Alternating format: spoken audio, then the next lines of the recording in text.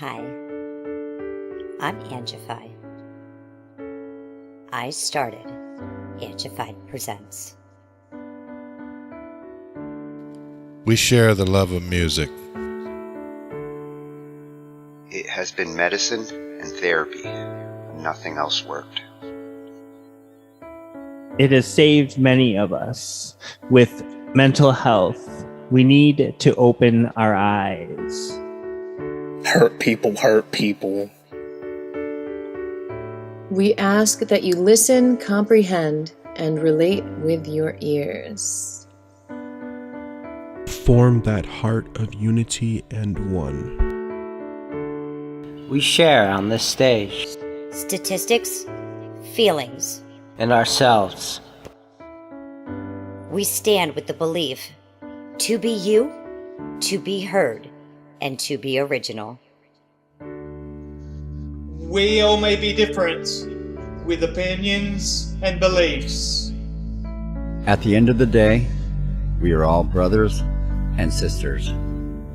We are family. We ask that you join us in a magical journey with artists from around the world. Open your minds, let in the love, and listen with your hearts. We all want a better tomorrow. Be one.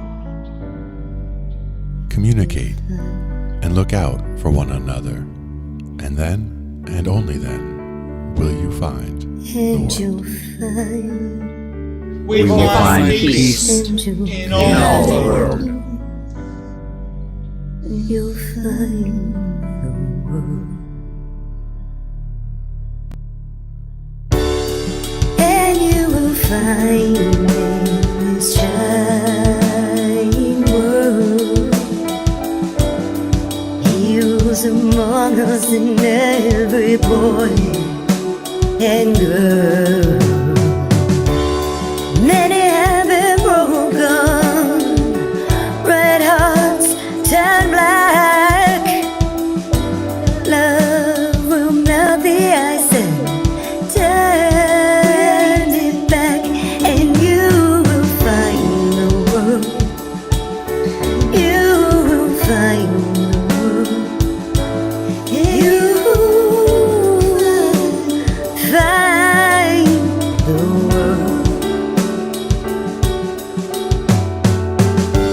And when you find a place called home,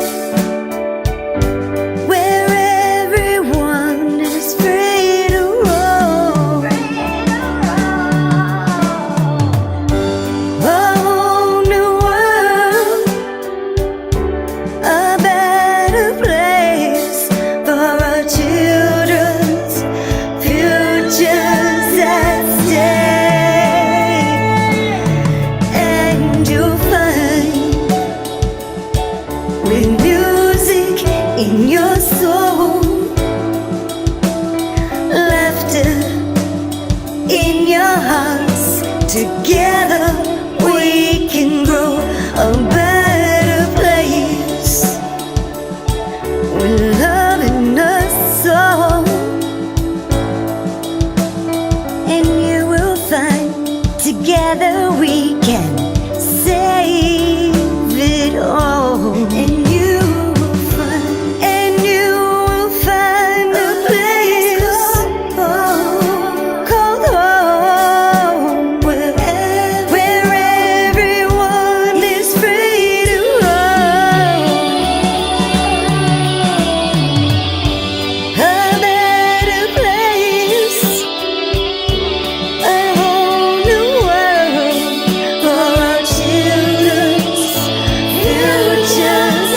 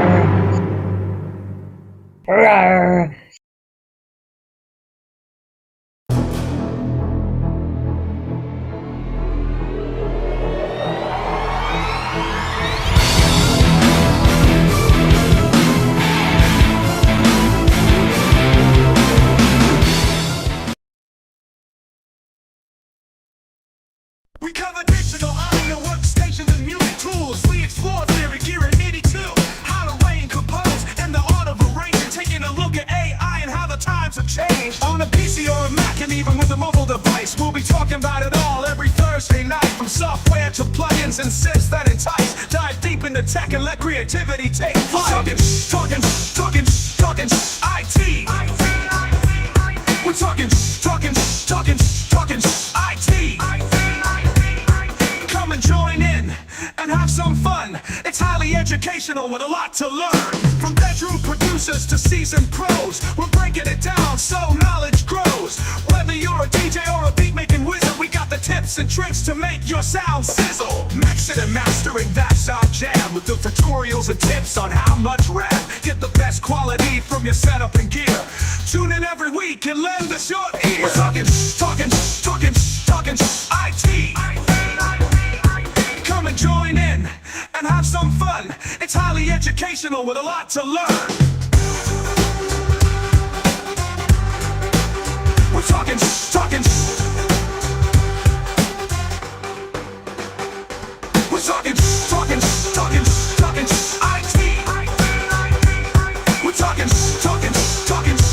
IT. Every Thursday night on Angified.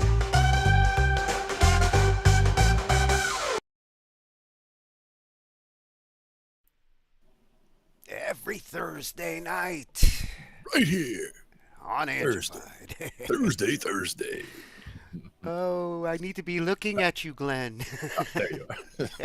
Hey. What are you doing over there? Supposed to be over here. It's all right. I'm looking the wrong way. Nah, it's all right. We'll figure it out. You can look at the back of my head all day. Yeah. Or we'll look at them. How about that? Ah, I see you. Because they're here too. They came to see us and to join together and talk about music stuff. So we should see about some of that. We went through our gaming phase the last couple of weeks. You know, we looked at VR, emulation games, which, by the way, my emulation machine is filling up. And I ordered 2 toys for the next couple of weeks. I got some game sticks.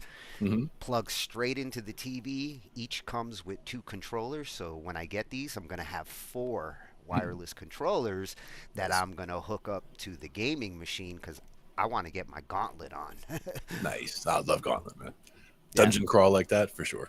Yeah, plus, you know, I needed controllers, and looking at the different choices out there, 2 controllers with a game stick for $21. I was like, shit.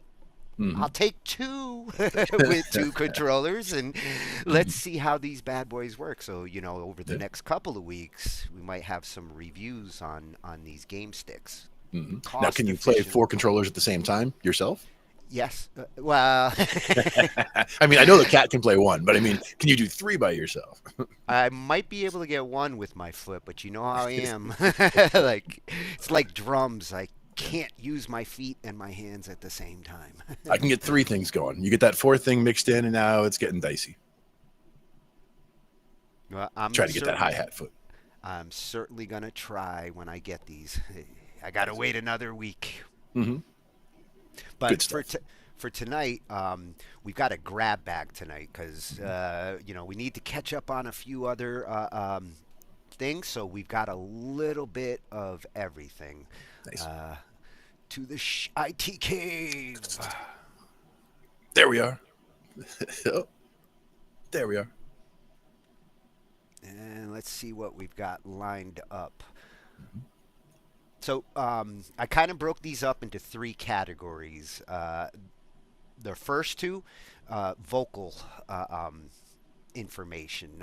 You know, I've had some conversations with some of the singers over in the Zoom, and some of the guys are kind of stubborn when it comes to proper singing approach and technique, and I'm trying to drill it into their head that certain things you do when you sing can help you to sing better. And these 2 videos are kind of reinforcing some of the things that I'm constantly mentioning.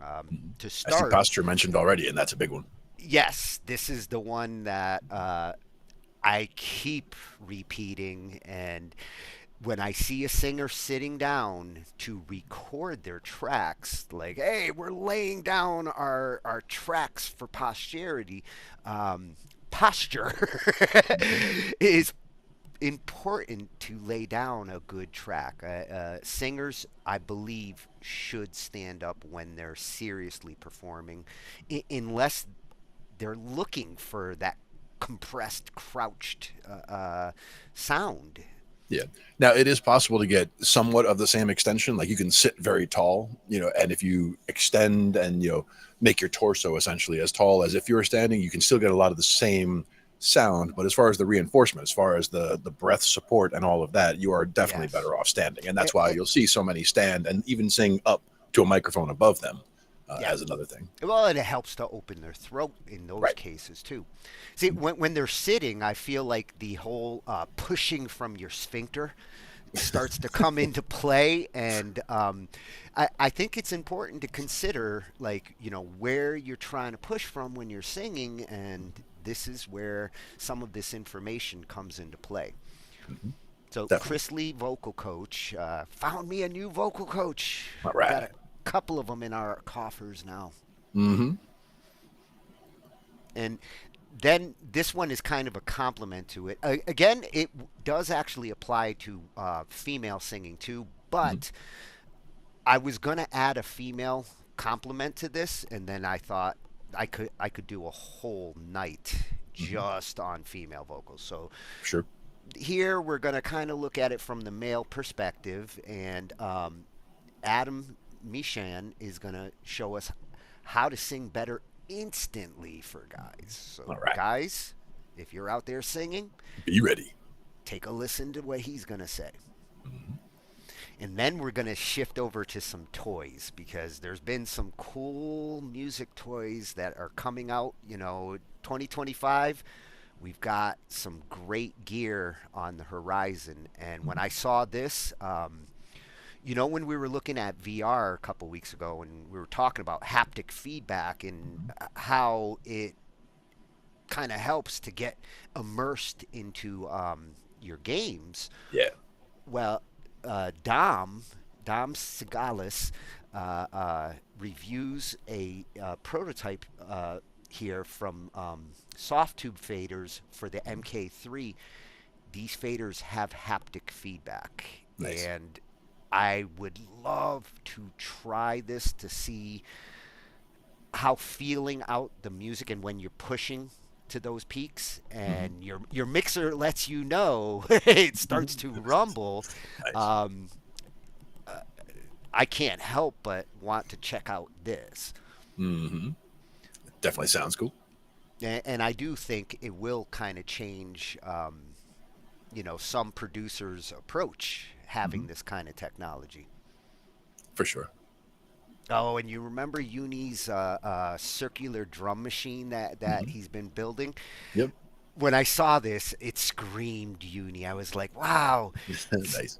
Somebody's building a hardware version of this. And what I think is really cool about this company, they've got a couple of different products that they're developing, and it's kind of like a cross between a music machine and a game machine, like people playing Simon, except with drums. Mm-hmm. Very cool. So it looks like a lot of fun, something that I think will bring non-musicians more into music. I think so. It could be as well.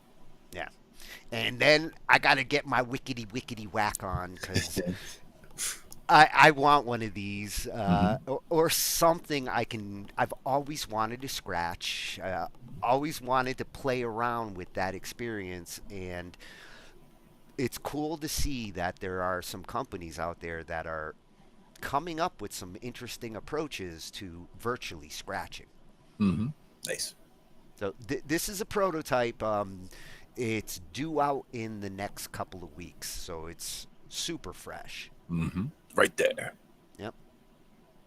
Then after the gear, the last two, a little bit more on the music making side.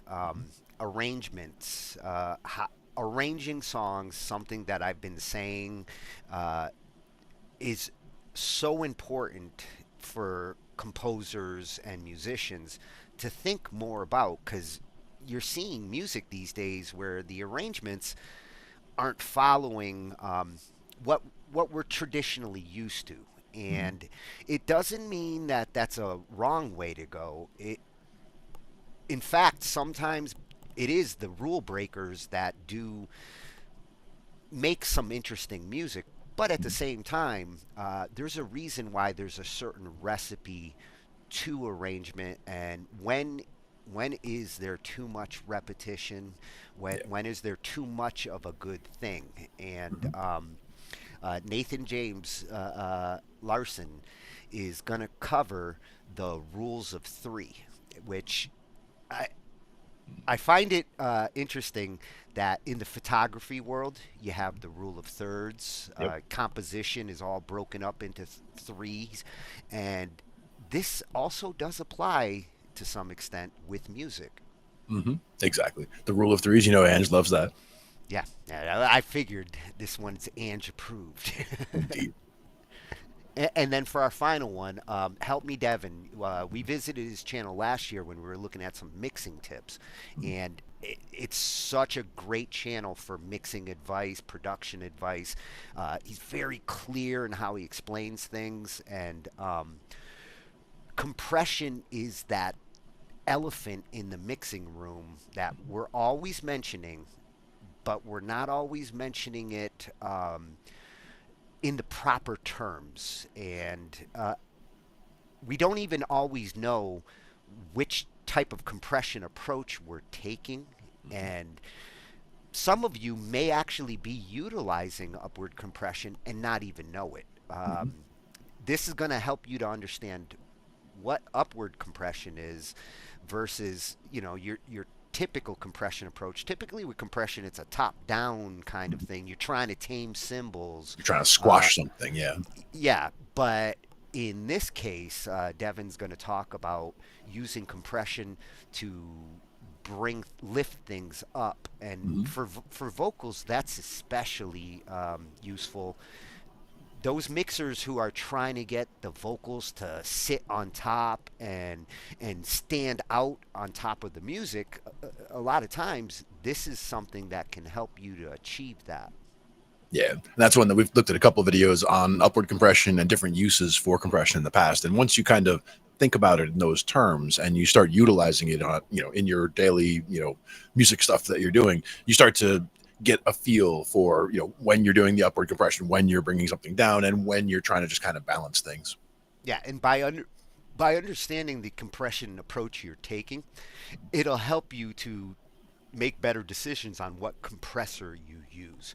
Because one thing I hear constantly from new engineers and mixers is, oh, I always use this compressor, and this is the one that does everything. And to me, there is no one compressor to rule them all. This isn't Lord of the Rings. There's different compressors for different purposes. Right. I do get the starting with a preset, for example. Like, you know, we've talked before, and you've said, oh, like, the first thing I do on any channel is X or Y. Like, you know, and it makes sense to like start with a certain step, but it doesn't mean that that step, you know, that compressor with those settings is the right answer in every situation. So that, like you're saying, you have the whole toolkit. Use the whole toolkit. You know, you try this compressor, it doesn't quite sound right. Well, try the other compressor, maybe the one that you haven't used before. Maybe in this situation, that's the one that's better. It's all a question of trying it out. It's real important to actually see the effects of that compressor and understand what you're trying to do. Like you were saying, you know, understand what your goal is for putting the compressor on there to make sure that what you're hearing when you put it on there is what you're looking for. Yeah, there's a big difference between one that's good for vocals, one that's good for taming drums, or mastering. Because when it comes to the mastering, yeah, there are some compressors that are meant to be magic on the final mix, but you wouldn't want to run that compressor on every track. Right. You might lose some of the dynamics. No, you would lose a lot for sure. Yeah. Yeah. Yeah. So that's going to be a good way to kind of finish off the night with some good mixing advice. Nice. I like it. But first, We need to learn how to sing properly. And I feel that like this is the proper way to sing. Like you said, even if you are sitting, good posture is going to be even more important if you're going to try to record your vocal tracks while you're sitting. And a lot also comes down to the vocal style. That's the other thing we didn't really mention, but some vocals are almost more whispered, and those would be fine. Like if you're sitting down and you're doing like a very, very intimate, personal song where you're doing very quiet acoustic guitar and just very quiet vocals, it's not important whether you're standing or sitting because you're not trying to project that much. But if you're trying to hit your highest notes or your longest sustains and things like those are the types of things where you're gonna need to be standing to get your full amount of support. Yeah, and that's where I feel it's super important. When you want to get the most out of your voice to get that track for posterity, then you want the best that you can get out of you. And it's not to say that you can't do it sitting in a chair or leaning on a stool, but your projection and how you sound does change in those different scenarios. And when you're putting something down, permanently, as you said, doing, using the best microphone you can get, using the good cables, using the, trying to use each piece of the setup that you're doing, you're trying to upgrade and or use the best that you can to get the best quality for what you're trying to do. Yeah. And if you're going to put the money in on a good microphone and good equipment, why not put that extra effort in and give your performance the best that you can? Exactly. So this one's going to be coming from @CL Vocal Coach over on YouTube. New channel. Nice. Cool that we find some more vocal coaches out there. Excellent. And how to improve your singing voice through improving posture. So it's not just those teachers when you were a kid telling you to sit up straight. Nope. The music world takes it serious too. Absolutely. And hopefully some of these guys that I'm telling in the back room, like to sing this way, catch this and take some advice from it. Definitely. Have you ever wondered what is posture and what makes posture good or bad? And how does posture affect your singing? In this video, I'm going to share with you what I've discovered about what makes for good posture and why I think everyone's posture can always be improved. I'll also share an example of how I push my posture in a more balanced direction in day-to-day life and what effect that has on my singing voice. If you're new here, I'm Chris, and I've spent the last few years recovering from back surgery and ended up learning about the amazing connection between posture and the voice. My goal is to share what I've discovered and help you learn to sing as well as understand how to improve any skill through improving your posture. So let's get started. I'll be getting into how posture affects singing later in the video, so make sure you stick around. But before I do, I think it's really important to understand the basics of posture. So to start off, what is posture? Posture is basically the sum of how all muscles in the body engage to keep you upright against gravity. There's a part of the brain that is responsible for making sure that you don't fall down, and it achieves this by dynamically engaging your muscles to try and keep your head and spine as stable as possible. Which muscles engage and how much is something that's determined on a moment-to-moment basis using the context of whatever it is you're trying to accomplish. For example, like trying to pick something up. To me, good posture is when every muscle, tendon, ligament, and joint is healthy with unimpeded and fully supported range of motion. What do I mean by healthy? For muscles, this means that every muscle is flexible and pain-free enough to fully engage, fully relax, and fully stretch along its entire possible range of motion. For example, your bicep needs to be able to engage enough to pull your wrist close to your shoulder, but also needs to relax enough to allow for your arm to straighten out when your tricep fully engages. I describe bad posture as the consequence of how the habits we develop interact with the adaptive nature of postural support. For example, when sitting in a chair looking down at your phone, you could either bend your neck and spine in a way that engages the upper back muscles to support the weight of the head and arms, or simply shut those muscles off and let gravity pull your head and shoulders forward and essentially hang off your muscles and tendons. If the less supportive way of accomplishing whatever it is you're trying to accomplish becomes habit, then your posture will be reinforced doing it that way. Over time, all of these small inefficient habits that we develop can lead to weakened muscles and a postural system that starts to fall out of balance. These weakened and ineffectual muscles can also lead to improper joint function, which can limit your range of motion and lead to injury. So what does all this mean? My takeaway from all of this is that I can always find a more efficient way to support my posture, and I think that this applies to everyone. No matter how well I feel I can accomplish any physical task, including singing, I continue to find opportunities for improvement. By paying close attention to the things that I do throughout the day, I can always find some habit or reflex that tends to pull me away from more balanced posture. For example, when I bend down to pick things up, I find that my glute muscles disengage and my hip flexors overengage. For me, tight hip flexors is a consequence of bad weightlifting habits I developed as a kid, and part of the reason why I ended up walking with that cane for 6 months and needing back surgery. So one of the many things that I do every day is work out to try and actively engage my glutes, because since the glutes pull on the hip flexors through muscle antagonism, getting my glutes to engage can help my hip flexors start to relax. And finally, how does posture affect your singing voice?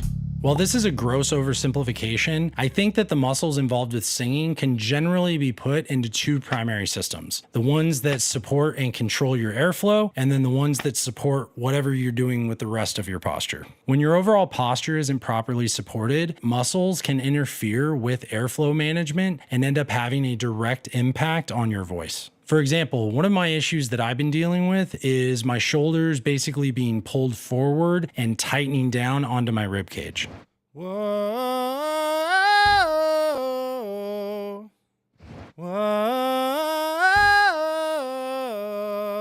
You can hear in this example that supporting my shoulder blades better opens up my voice because the weight of my arms isn't interfering as much with my airflow management. Another example of how my posture interacts with my singing voice can be found when watching myself record performance takes. You can see in this clip that my right arm is bent and my hand is hanging off my wrist a bit. This arm position comes from muscle weakness due to a shoulder injury and having been in a sling for 3 months after surgery. When I'm attempting to perform, which is another way of saying when I really care about how well I sing and don't want to mess up, adrenaline through the fight or flight response clamps down on my posture in a way that pulls my arm into this position. And recognizing this has helped me identify muscles that are not participating in supporting my posture as much as they should.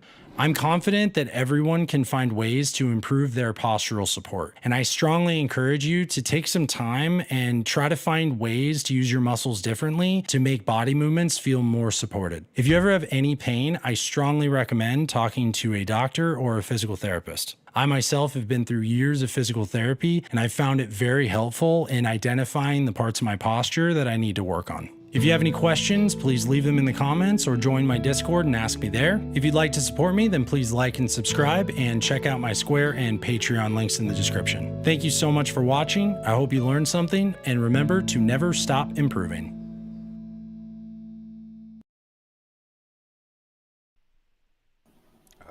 Thank you, Chris. Hey, how did I? I got switched. See what you did? No, I know all about that though. With the back issues or just having back pain, there's certainly certain positions you can support better than others. One thing I started noticing more, if you ever go to a concert and you're standing in the lawn or whatever, if you're in a spot where it's not quite even, that's what kills me. It's like if one foot's a little higher than the other. You stand there and you're like, yeah, it'll be fine. And you just kind of stand on one foot with the other foot kind of up, and it is not fine. Like within a few moments, you're like, ooh, like that doesn't feel right. What's going on here? And it only takes a few moments. I mean, what he mentioned there about reinforcement. If you get into bad habits over time, then it starts to really cause a problem, and that's why those teachers would tell us when we were kids, sit up straight, trying to get us to have good habits for life. Yeah. But you know, you get used to certain things. And if you are one who experiences back pain, which I hadn't even thought about that for a singer, because, you know, Jason deals with that too. Yep. And I'm kind of curious now whether when he's singing, because he does tend to sing sitting down, whether that affects him in some ways when you're stressing out, you know, the rest of your body and your vocal cords. If there's tension anywhere, like he was saying, you know, if your muscles aren't completely relaxed, does that affect your voice? Well, in his case, he's probably doing more muscle engaged singing. You know, he definitely has a more extreme, you know, style of singing. Where to me, I would think it's more there's so much adrenaline pumping through the body at that point that even if there was back pain, it probably wouldn't even come into his focus at that point. Like he's more focused on what he's doing, and you know, the adrenaline would probably just see him past that. And it's after you do the take that you might be like, oh, you know, that take really got me in the back or whatever. So he's playing through the pain.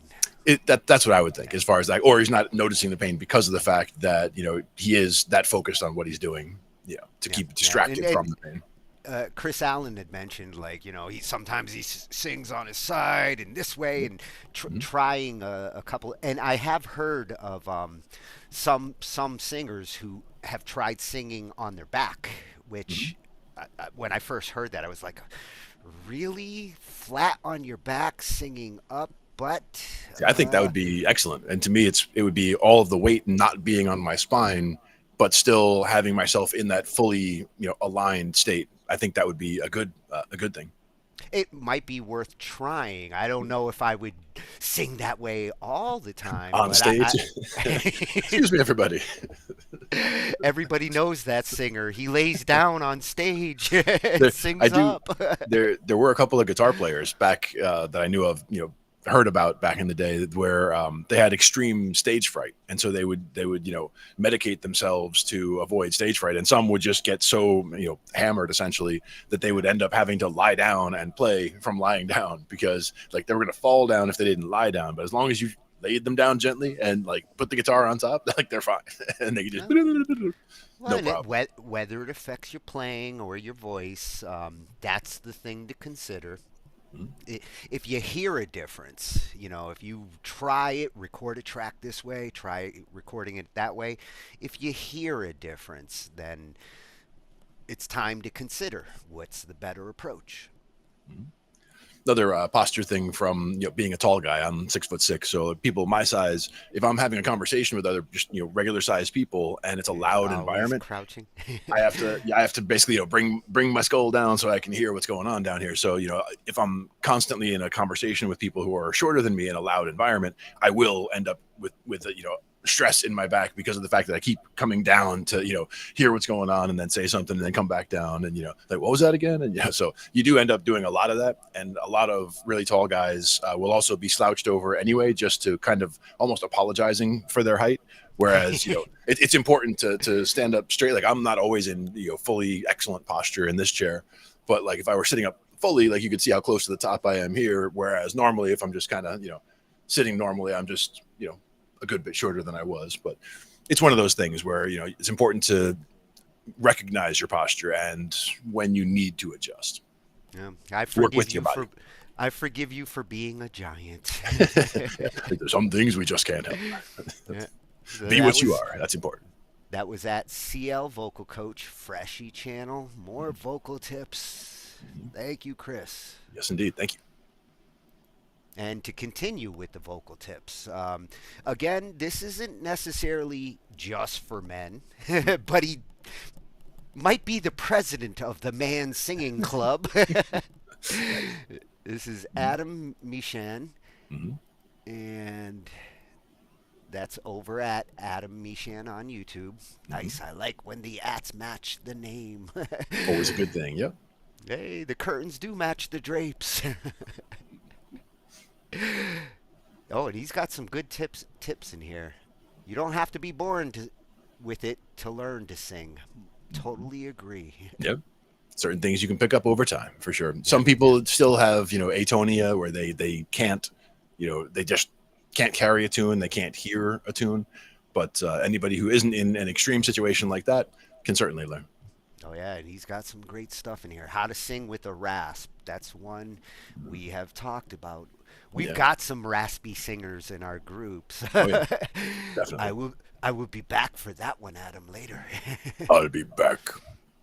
But for tonight, I want to reinforce that good posture with my male singing friends who have these habits that I'm constantly trying to get them out of so that they can open up their voice. So I'm hoping Adam hits some of those keynotes, because I really want to drill this into a couple of singers' heads. Definitely. It's important stuff. And, if it's things that you've mentioned to them before and they either ignore it or, they don't think it applies to them or whatever, they should really try some of these, because they will notice the difference for sure. Yeah. And a lot of times I think the incentive with them is that you're going to sound better. Your voice is going to come out fuller. And if you can entice them that way, then sometimes they're willing to try these techniques. Other times they're just stubborn and I already know how to sing. And that can drive me a little crazy when I want to see improvement. Definitely.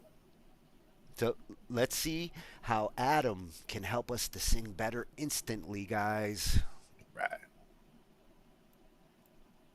Hey guys, so as promised, here's how to sing better instantly. Run, run, lost boy, they say to me. Now I know exactly where you guys are coming from. You're starting off, you're searching around trying to find the right video on YouTube that's going to teach you exactly what you need to know to take your voice to that next level. I know, because I was where you are.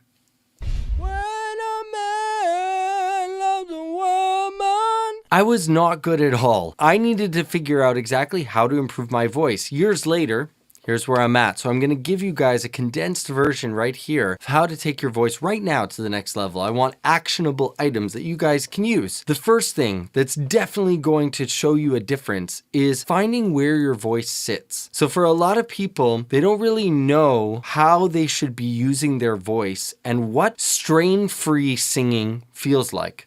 As a singer that is now able to sing with more freedom, I look back and I realize that when I was singing with a lot more strain, I didn't even realize that that level of strain was actually straining. I felt like that was normal, like that was actually what singing should feel like. So before we do anything else, we first have to get a baseline of what free voice use feels like. So what I want you to do, something that everybody can do, is just sigh with your mouth closed. Almost like you're thinking, pondering about something. It's something we all do. How does your voice feel as you make that sound? Feels pretty simple, right? Pretty easy. Now, this is not rocket science. It's not a super high note or being held out or a run, or it's none of those very complex things, but it's voice use. And does it feel natural, clean, good, strain-free? All of those good things? Then you're in the right place. If you want to sing with more confidence and power, then you have to sign up for my lesson subscription. You get 2 group lessons with me personally every single week. You get access to all my courses, and you get access to recordings of all my one-on-one lessons with my students. That will help you learn vicariously through them. Click the link down below to sign up now. So what you want to do is take that and just hold it. So I just want you to go,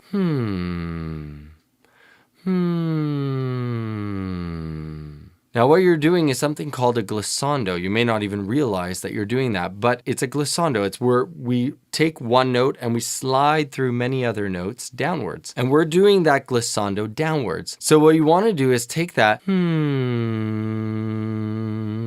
just find a note where your voice just rests at that spot. And just let your voice kind of be light, free, as easy as that sigh. You don't want to start going, and trying to force things to happen. Let it be as easy as that gentle sigh that you started with. Now I want you to take that sigh And I want you to find that note that your voice generally tries to land on. You'll notice that there'll always be a note that your voice favors as you come down, where it feels like it's kind of resonating the most, feels the easiest to create. So find where your note is as you slide down.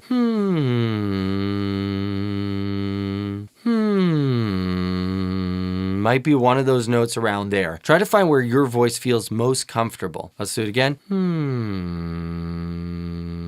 So that one feels a little bit on the low side for me. So let's try it again. You can slide around a little bit. Just try to find it. So that right there feels like it's pretty easy for me. It's a little bit lifted, so it's not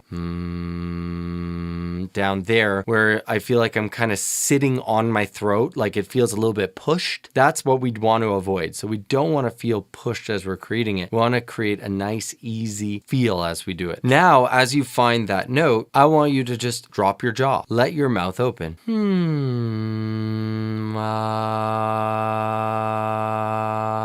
Now, as you drop your jaw, you want to avoid things like we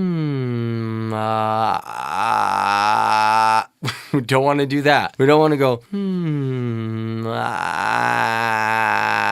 no, don't want to do that. We don't want to do that either. We want to try to keep it as close to the way the hum was. We're just dropping the jaw. The reason why I point all these things out is because you'd be surprised how many people end up making those other sounds where you're probably laughing to yourself like, how could you possibly be making that sound? I guarantee you thousands of people out there that are trying this video right now are sounding like that. So now that hopefully you've found that nice, easy flow from the hum to the open mouth position, we're just going to try a phrase of a song. Choose any phrase of any song that you want to sing. I'm just going to pick one that's not going to be copyrighted here. So I'm just going to run with the Canadian National Anthem. Let's roll with that. So I want you to just go to that hum.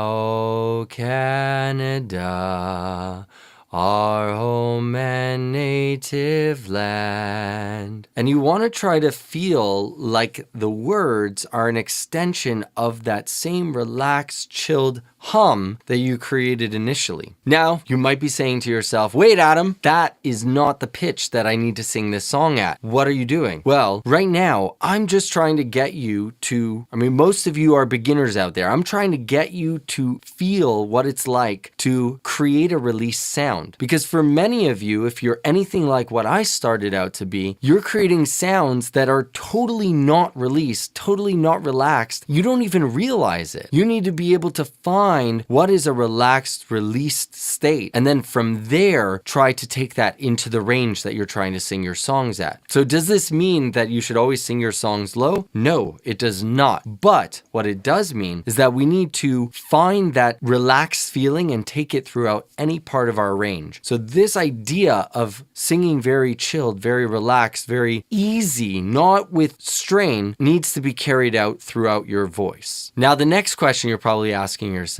but wait, Adam, does all singing need to be this relaxed and this chilled? Well, no, because if you're belting a high note, you're not going to be as relaxed as it's not going to be like that, because there you're going to be using a lot more breath pressure. You're going to be using a lot more intensity. So if you're creating a sound like there is much more intensity behind that. You need to engage your abdominals. You need to use your vocal cords properly so that they hold back the airflow in the right way. But at the same time, it's not something where you're going to feel a lot of tension happening here. So it's not going to feel like which a lot of people feel like as they're singing. There's a whole bunch of exterior tension. Doesn't feel clean, nice, and easy in the throat. So the amount of ease in the throat is going to be the same as this we want to get that exact same sort of feeling in the throat as we're singing, no matter what we're singing. Now I'm going to move on to the next step, but if you already feel some strain creeping in and it doesn't feel as relaxed as that initial hum, then it's time to stop the video right now and practice with that a lot more until that becomes much easier for you to do. You have to be able to take this progression step by step without ever engaging more strain in your throat. So make sure that you've got that strain free before you start jumping into this next step. The next step is playing around with different pitch variations in the song that you're working on. So the phrase that you're working on, you want to try to bring the pitch up. You want to try to bring the pitch down and see what changes as I adjust that pitch. So if we start off with that same one I started off with before. Oh Canada, our home and native land. Now I can try pitching that up. Oh Canada, our home and native land. Now I can try pitching it down.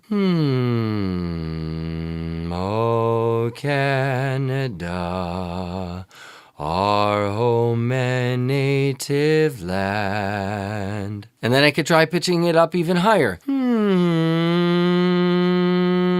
Oh Canada, our home and native land. So there you go, guys. As promised, how to take your voice step by step and improve it immediately. Now, there is going to be an immediate difference for many of you, but this is something that you can still practice with and get the hang of over time, and it will get better and better as you're able to carry it to different pitch levels in your voice. If you found this video helpful, then you should definitely check out my lesson subscription. You're going to find many more resources. The link is in the description. And if you like this video, please hit the like button down below. If you want to see more videos like this, check out that one right there.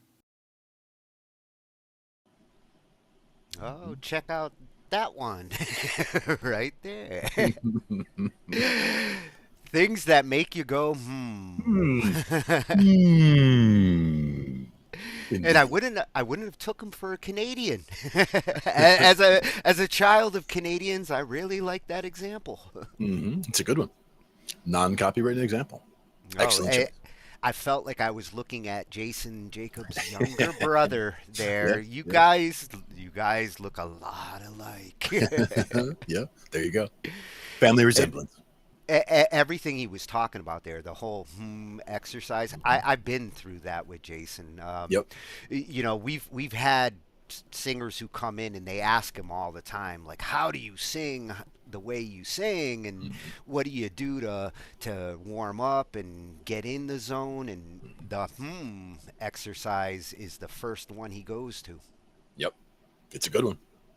Got to find out where your voice is relaxed. And that's one of the things that when I would start singing things just in general, I would always start very low. Like I'm an octave lower than most people would be. And my buddy was busting my chops about it, saying like, nobody sings at that register. Like everything is, you know, in the singing voice higher, you know? And if I try to sing higher, it does feel more constrained like that. But over time, as I started to do it more. If you were a baritone in an a cappella or barbershop band, that bass is everything. Yeah, and that's the thing is I would be down there that whole time is the idea. But in other kinds of music, if I'm just trying to sing the lead line from something, if I'm trying to sing Zeppelin, you know, the vocal does not belong down there. So that would come off sounding a little weird if I'm trying to sing that. You might have to practice if you're going to cover Robert Plant. Exactly. So that is one of those that you know I can try, you know, doing low, but at the same time, getting comfortable with having your voice in those other registers is important. Well, and that kind of approach for men is a easier way to find your comfort pitches and where your register is.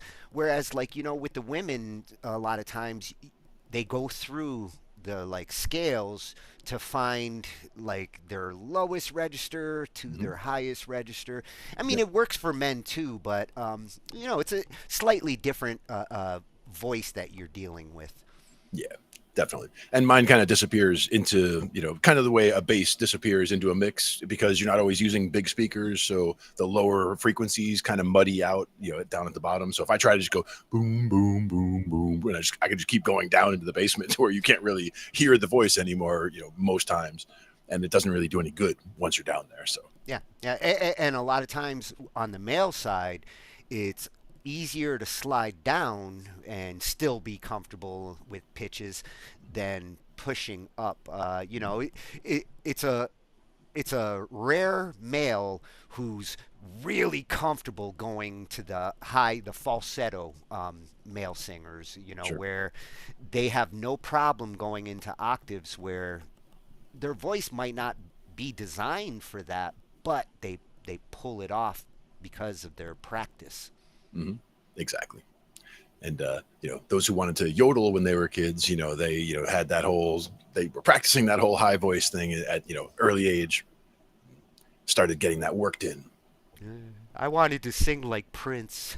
Yeah, there you go. We were working on which one? Purple Rain the other day.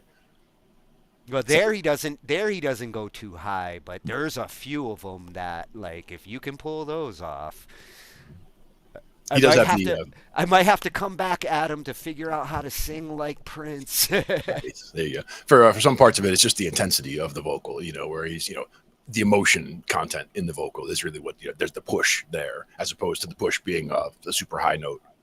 Yeah. That's some great tips. Again, not just for guys.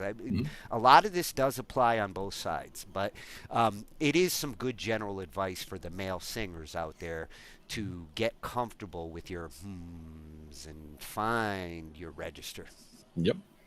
And as you were talking about before, even finding your range, like finding what your lowest comfortable note is, and just making a note of it. Knowing the lowest note that's comfortable is a G, but now in a couple months after working on things, maybe your lowest note goes down to an E. You might extend. The more you practice, your register might shift, and you might expand it. Mm-hmm. Exactly. I'm always surprised with all the singers that we meet when I ask something like, what's your range? So few have an answer. So few explore it. Unless you're in like choir or something where you've got a teacher who wants to know your range, so they test you and say, okay, you're from here to here. And a lot of people, they wouldn't necessarily know because, it's another question, or another way to put the question could be, are there any songs that are outside of your range? Like, have you ever had a song where it's too low for you or too high for you? And then, that can kind of get you into that conversation, because if they've never experienced anything outside their range, then the question of what's your range is like, well, everything. I could sing. They think that, but right. Once you if they haven't encountered anything that they couldn't sing, then technically they have been able to sing everything that they've tried to. So yeah, once you get a good idea of your range, then you can start to figure out what scales, what keys that you're actually comfortable in. And if you're playing in this key where it starts to go out of your range, then you might want to shift it down. Yeah, and that's where even on the fly, if you start, you're singing a song and you can go up to a G and the song needs you to go up to an A or a B, rather than force yourself there, you could shift down an octave earlier, a couple notes earlier, so that you're not just going like do like towards the top and then just drop down to that last note. You could drop down beforehand and work up to it in the lower octave. Yeah, prepare for that, like Axl Rose screaming high. Yep. And then make sure you hit that note. If you're gonna go for it, hit it. if you're gonna do something like Guns N' Roses, hit the notes. Oh, yeah. People get mad when you don't. Definitely. So that was at Adam Mishen, another freshy vocal channel. Good information. We're going to be ready for another vocal night soon. Definitely. But that was a good warm up to cover some of the vocals that we needed to look at this year. But now I want to look at some of the gear that has come out this year, because there are some cool, innovative music toys that have come out in 2025. And this one, as far as surface controllers go, I want one of those Personuses, and love the idea of mechanical automation that synchronizes to my computer. But when I saw this, I was like, okay, how much more do I have to spend to get some force feedback in my mixer? Mm-hmm. No. And I could see definitely good reasons for it, and I could also see drawbacks to having the mixer vibrating. So I mean, possibly, I could see both sides of that. but I definitely like the idea of like as I'm sliding things or turning things, having some tactical response when you're hitting the yellows, touching the reds, and if the fader is letting you know, like, if anything, somebody say who's visually impaired, which at this point I'm probably going to be blind before I die, the idea of being able to feel out my mix, very possible, powerful approach. Yeah, I like it. And again, it depends on the on how it's presented and how it, if it is you're sliding it up and you can feel it on the kick drum, for example, you're feeling it pulse. And it's pulsing more and more, or is it only when you get up to only the limits? That would be even cooler if I could feel that track as I'm. Right. But I think the approach here is more like force feedback triggers to let you know when you're clipping at limits. Yeah. Mm-hmm. Which makes sense. Too. Yeah. It's a start. If this works, then eventually you can feel the beat. Nice.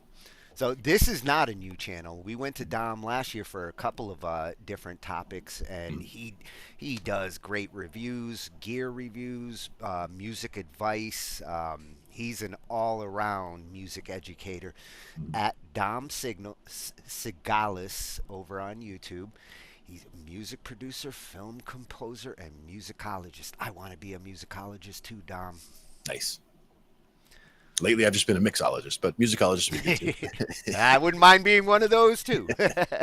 Amateur, though. Amateur. You're not professional. Yeah. Here we're going to look at, this will change everything about faders. I kind of agree with him. Faders that do this, whole new world. Now I have to get faders that do this. One step past the motorized faders. Yeah, it's coming from the makers of it is the Softube Fader MK3, and price is my final question. Yep. Hopefully he touches on that. Well, let's check it out. This might be the first controller that warns you when you clip your channels. So if I pull this fader up, this Moog sequence, and I start clipping, see this fader gives me haptic feedback. It actually moves, and I can sense without even looking at the screen that, oh, okay, this channel is clipping. How cool is that? Hey, my friends, today I'm super excited because I'm about to show you an exclusive preview of the Softube Console 1 Fader Mark III. This is a 10 fader controller, and I have some amazing news for Cubase users. This changes everything. Let's check it out. Before we start, I want to say, this is very important, this video is not a review, it's a preview. And the reason why I call this video a preview is because as of this moment that I'm shooting this video, I'm using a beta version of the software, and I'm also using a prototype unit. So this is a unit that might be slightly different to what's going to be available in the production units. So please keep that in mind. Some of the features are still in beta. Nevertheless, you're going to see why I'm very excited about this. It goes without saying that this video is not sponsored by Softube. They are not paying me to make this video.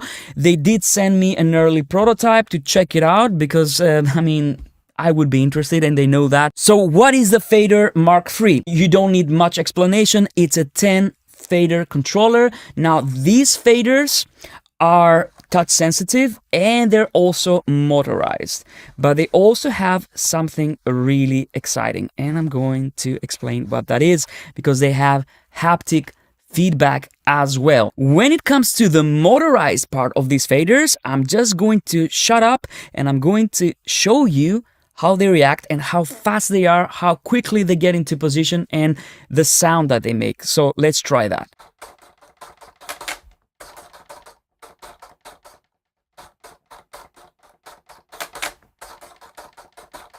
They're surprisingly fast. Next up, let's talk a little bit about the build quality and the feel of the unit. What I really like about this is that it's sleek. It's not tall, it's not bulky.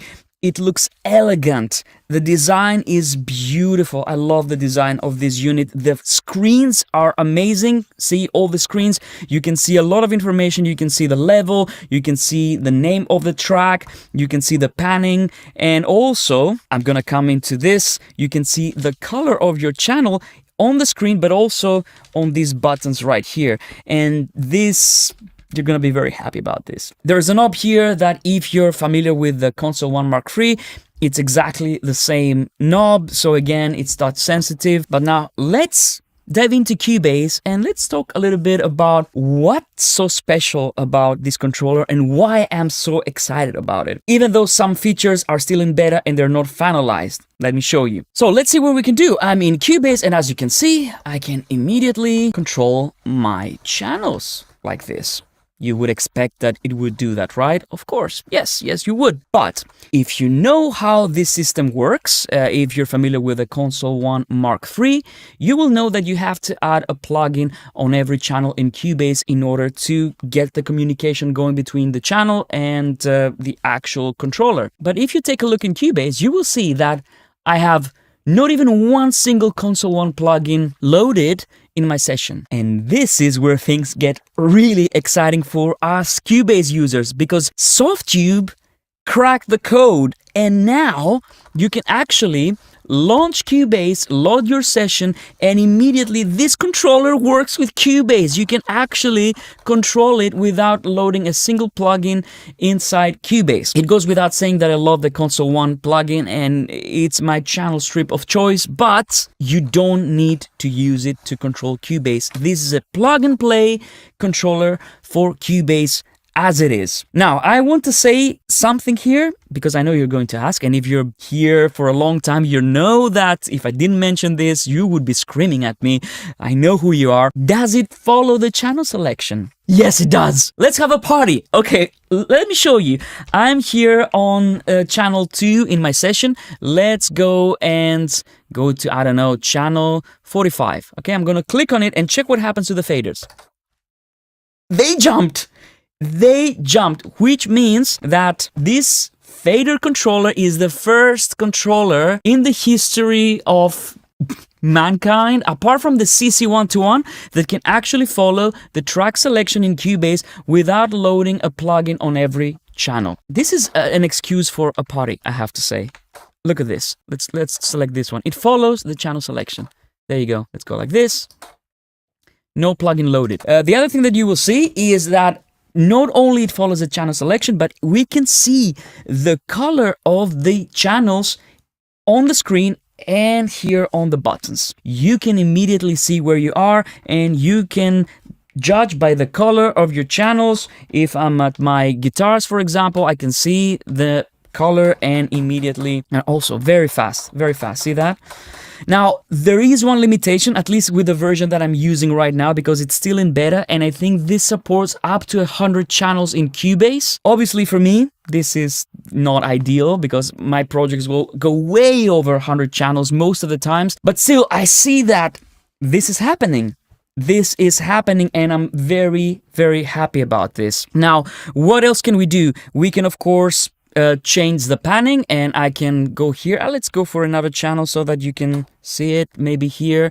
So see, I can control the panning like this very, very quickly. This is great. You can see that also the Console 1 channel follows as well, and I can even change the volume on the Console 1 and the fader will follow right here. The other thing you can do is you can bank by banks of 10, or you can actually bank per channel, so one channel at a time. So let's say we can now see channels 1 to 10 and I want to see channels 2 to 11. I can go shift and I can scroll per channel. So now I'm scrolling one channel at a time instead of 10. So that's also something that's very thoughtful, because sometimes banking by 10, it might be that some channels might be on the next bank and some other channels that maybe are drums and they should be on the same bank are not happening to be on the same bank. So that's really cool. What else can we do? Again, without loading the plugin. Remember this, without loading the plugin. I can flip those faders. See, I have a fader mode here to pan mode. And now Basically, these faders control the panning. So if you check what I'm doing here, I'm panning all these channels to the right or to the left. Same with these ones. I can also turn these faders into send mode, and this way I can just adjust the faders like this, and I can control the sends. So I have send 1, send 2, let's go like this. And as you can see, right now this is still in beta, so there's a little bit of latency, but it jumps eventually. So I guess this is going to be fixed with upcoming versions. So if I go to from volume to send, see, I can have these faders very quickly control these parameters. Now here's where this controller is a game changer in my opinion, especially when you want to mix with your eyes closed. These faders have haptic feedback, which means two things. Number one, if I set my fader to unity gain, you will feel, I don't know if you will be able to hear that. Let me try. Hear that click?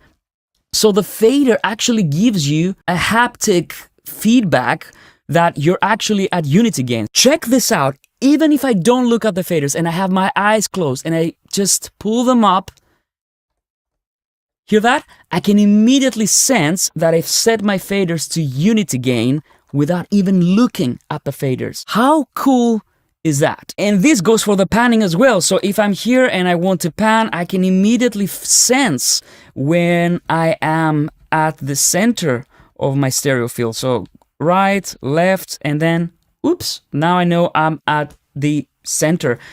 It's very, very useful. And honestly, I've never seen a controller do this. And it doesn't stop there. This haptic feedback is also going to let you know if a channel is clipping. So if I pull this fader up, this Moog sequence, and I start clipping, see, this fader gives me haptic feedback. It actually moves. And I can sense without even looking at the screen that, oh, okay, this channel is clipping. In case you're going to ask, yes, you can disable this in the settings. I would not disable this, to be honest with you. I always like to keep my channels clean and I want to do my gain staging right. And honestly, if this is an indication of clipping anywhere, this is a hugely important aspect of this controller. It goes without saying that if we want, we can solo or mute channels like this. We have the solo and mute buttons here. These are bread and butter stuff, so I'm not gonna bore you with this. But for me, the fact that you can go from volume to panning to sense is amazing. At this stage, I want to say I would really like to see access for all sense. Why not? So Softube, if this could happen in the future, this would be amazing. Of course, if you want to use the Console One plugin, I'm going to load it right here on one channel. You can do this, and of course, this way you get even more integration and even more control over your channel. And what you can also do is you can select any parameter from Console One. For example, right here, I'm using my high shelf gain, and you can actually go parameter here, and you can use the fader to control that parameter. If I want to say control the attack using my fader, I can control the attack here. I can click on the parameter button here, and immediately this fader controls the attack. And of course, the communication is bipolar. If I use my Console One, the fader is going to move. If I use my fader, the Console One LEDs are going to move, as well as the parameter in the software. I can control all the channels, whether they have the Console One plugin inserted onto them or if they don't have it. The other cool thing that I really like with the Fader Mark III is that you have this fader trim button right here. So if you press this, you will see all the faders go into the center position. Now I can trim the faders, all of them. Let's say I want to lower the volume of all the channels. So maybe like this, but retaining their relative positions. See that? If you check Cubase, I'm just trimming instead of having to figure out, oh, okay, I have to do this kind of thing. It's very, very hard to do. I can hold it again, it's gonna go to 0 again, and then I can do my fader movements. And this reminds me the workflow of an analog console with motorized faders. I want to stop the video here because, like I said, this is going to be a preview video. If you want a full review, let me know in the comments down below, because I'm going to keep working on this, especially when the release firmware comes out and the software, and of course once I get a production unit, because this is, again, like I said, a pre-production unit. But some things that I would like to suggest and some things that I would like to see are the following. Number one, I would love to see the integration with Cubase take full effect. Yes, there's a little bit of latency here and there, you know, with the sense, but I think this is still work in progress. But I'm very optimistic because this has never been done by another controller, so it shows us that this is possible, and I have to applaud Softube for doing this and giving us this integration that we were craving for in Cubase. The second thing I'd like to see would be to have a MIDI CC mode for these faders. So one button somewhere where I can switch these faders into CC mode, and this way I can control sample libraries, I can control synths, I can have this as CC1, CC11, CC74, and so on and so forth, and I can create templates. Please, Softube, give us templates for this, user customizable templates, so that we can actually use this as a MIDI controller as well. And film composers are going to love this, because film composers want their faders to control their channels, but also want faders to control CC messages. So the faders are there, we just need a mode. The third thing that I would like to see, and I said this in my previous video, now that this integration is out in the open and it works, how about we make also the console 1 channel fully compatible with Cubase, so the input gain controls the pre-gain in Cubase, the low-end cut filters control the low-end cut filters in Cubase, this controls the envelope shaper, the gate, the de-esser, this controls the EQs, this section controls the compressors, and this section controls the saturation and the limiter. Softube, you've done an excellent work here. Please expand, give us more options, because this is the first time I'm so excited about a controller. I really hope this is going to happen. I hope you enjoyed this. Let me know in the comments down below, what do you think about this controller? How do you feel about the Cubase integration? I'm extremely excited about this, and I'm really excited to see how Softube are going to develop this and what other things are going to add. Let me know in the comments down below if you want me to make an in-depth review. And if you want to support the channel, you know what to do. You can always check out my Modern 80s Kit Max, or you can check out the new courses that are released, 3 mastering courses, mastering in Cubase, mastering in the box with full tips and tricks with all the best plugins and tools in the industry, and also the analog hybrid mastering, where I show you how to master using analog gear inside your DAW. Thank you so much, my friends. I hope you enjoyed this, and I'll see you.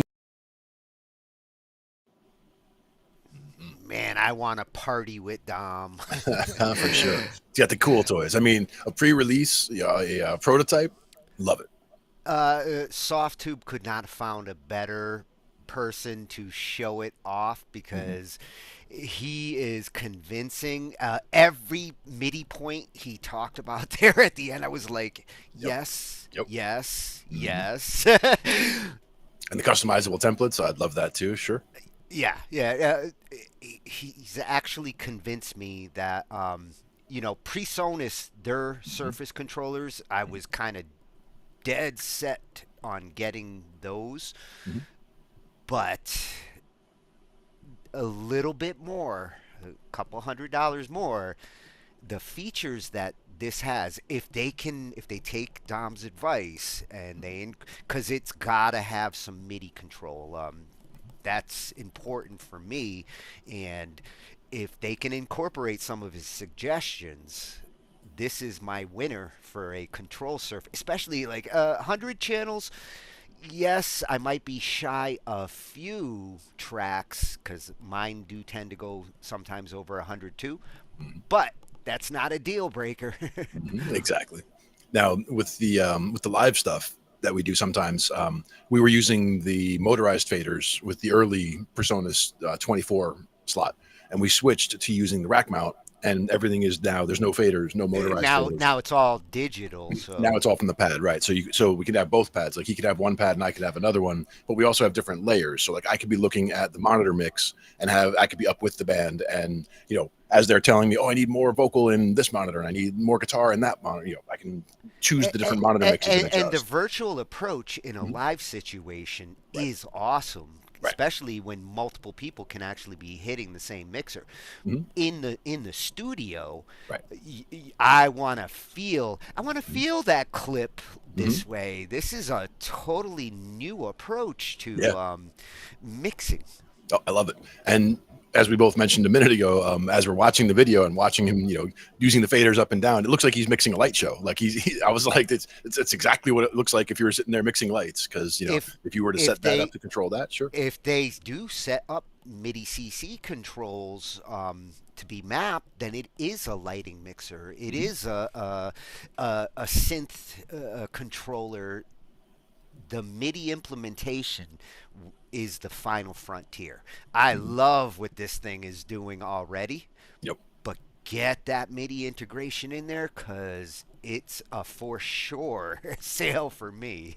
And even the little bit of latency, which we did know was noticeable a little bit with the sends on the end there. Like the original, the latency looked like it was nothing. It looked like it was all perfect, nice snappy response with the main faders and everything. When he went to the sends, it was a little bit slower, and I guess that's because of the way they had to do the sends probably. But even that's not a big problem. It's you're adjusting those less.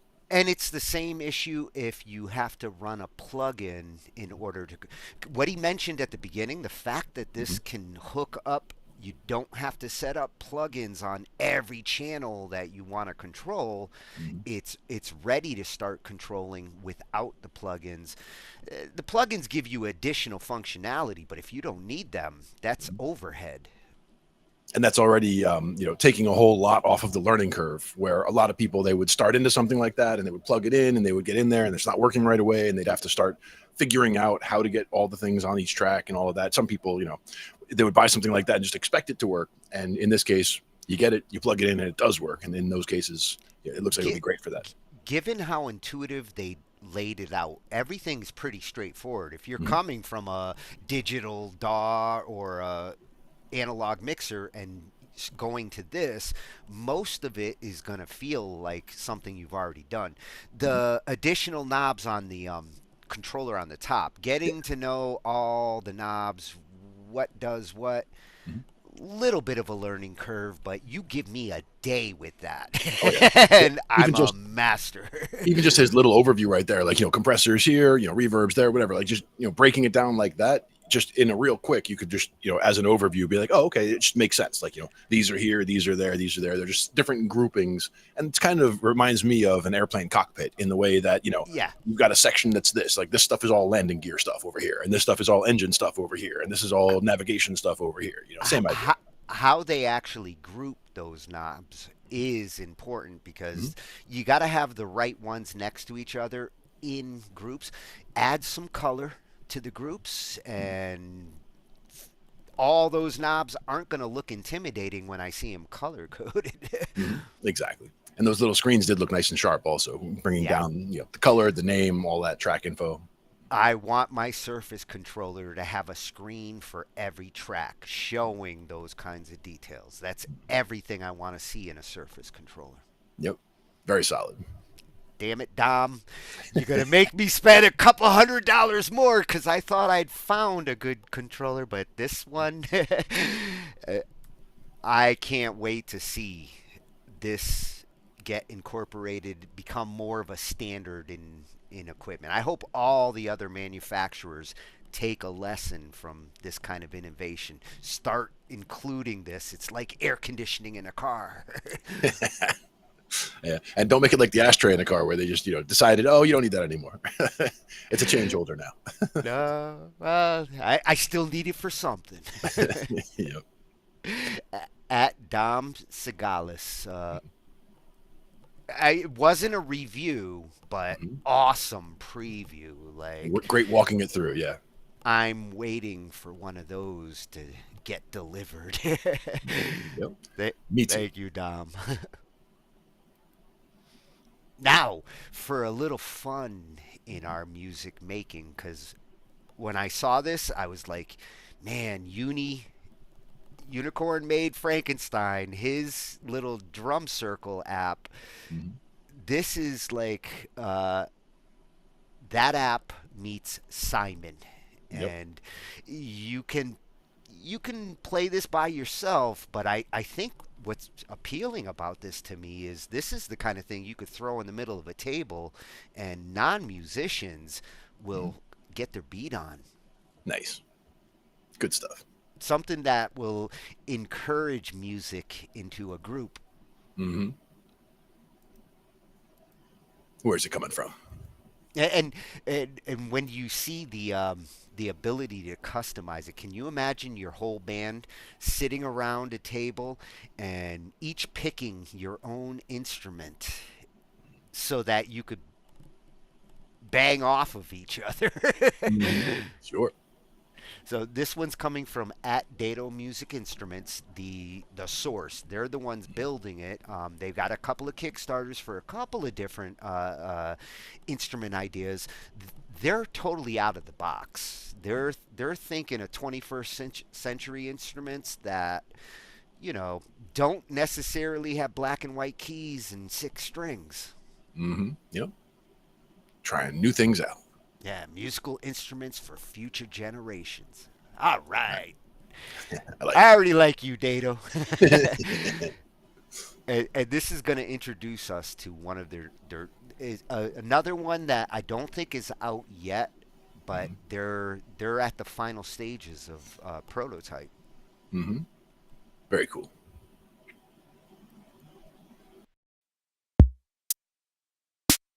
This is the Dato drum. The drum machine for making rhythms together.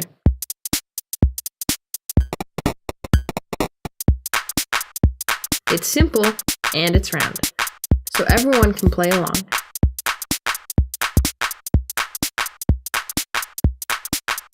It's really easy to get started, and it lets you explore all sorts of rhythms and sounds.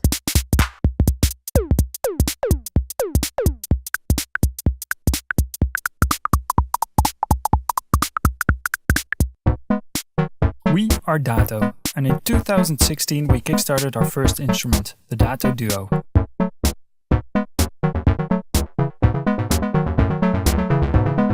It's manufactured here in our studio.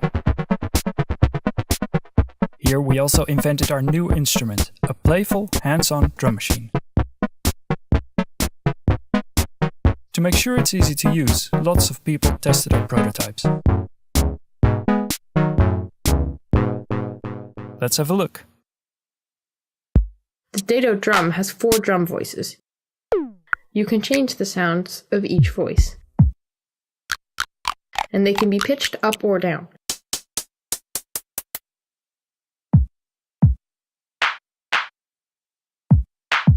The steps of the sequencers are arranged in circles. The lights always show the entire rhythm. Turn them on and off to feel how that changes your beat. A small change can make a big difference. Mix things up with the effects, and sprinkle in some extra drums with the drum pads.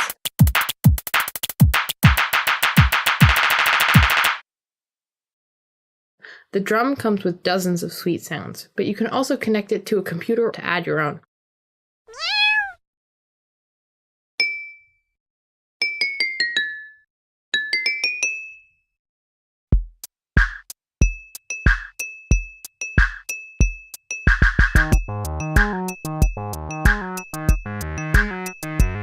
Of course, the drum is super fun with the Dato Duo. It plays nicely with other gear too.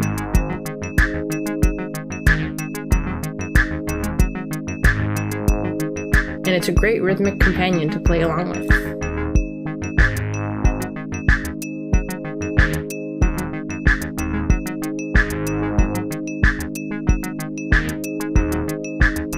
We've showcased our prototypes at events like Superbooth in Berlin. Now, we'd like to bring the drum into production so everyone can play along. Join us here on Kickstarter, and let's drum together.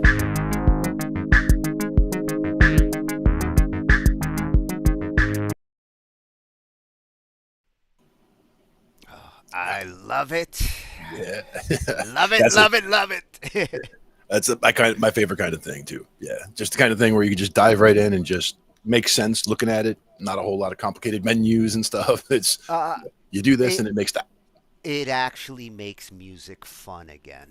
You know, like music shouldn't be always complicated and a struggle. Like sometimes it should just be like, hey, we're sitting around in a room and this dude started hitting a button and there was a tempo, so I hit the button on the other side and added a sample. Now it's a party. Yeah, like I could see having one of those sitting on a table with 4 people playing around with the rhythm while I'm playing on a keyboard hooked up to it the way that they had at the end there. Get a couple of accompaniment DJs around the table while people are actually playing it. You can come up with some fun stuff. Oh yeah, turn it into a whole, like a Mark Rebellet party where there's, making music on the fly from nothing. Yeah, throw a couple rappers in there and you got a party. Yeah, nice. It looks like a toy, but I feel like it's a tool. Yeah. And again, songwriting tool where, again, you want to make a song and you don't want to use a beat that is, already copywritten and what have you. You can just sample like he just did with the mug, ding, sample your own 4 sounds and just go. And you can, set it yourself. You made the beat yourself right there. So it's certainly not copywritten, whatever you're doing. And just, And you know me, I like that circular metronome approach. To me, that makes a metronome and a BPM much less intimidating going in a circle like that. Yeah. Now, one thing was, I remember we talked about it. I think it was even a couple of years ago at this point. Somebody had done a circular beat analysis of different famous drum patterns. Well, that's what got me all started on. Like, I want to be circular from now on. I want all my drums to be gridded in a circle. Exactly. But one thing they noticed was if you're doing a really complicated pattern, sometimes you would have to break that circle up into 16 parts or 32 parts, and it would get really odd looking or difficult. But you could put 2 circles next to each other. So in that same thought, if you were to take 2 of those, if they could get 2 of those next to each other, put them together, and make that essentially it's a 2-bar or a 2, use this 8 going around and then that 8 going around, and they kind of synchronize together. It kind of solves that conundrum of like drum sheet music, because if you ever looked at drum sheet music, it's not like your traditional staff. It's not, but it's actually it's not too bad though, because I was never very good at reading music when it came to piano and all of that. So it's like sight reading and trying to read. I'm working out what each note is, and I was never very good at reading that. But when I got a drum book and started learning about just some very basic stuff, it really did become pretty easy to read it, just in the first few minutes. Just be like, oh, okay, left hand, right hand, left foot, right foot. And it's just, trying to work that out at the beginning. And just from there, you're just trying to get, I think the book was about 4-limb independence, because the idea is to just go through certain patterns, and a bunch of them feel real easy. Like, left, right, left, right, left, right. Sure. But then you're going like a left hand, right foot, left foot, right hand, and like you're going back and forth like that and trying to read that from the sheet music, and it's like it's like army training, sir.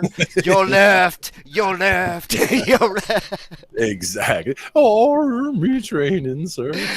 There she was, just a walking next to me. I can play drums. Do what did he? Classic.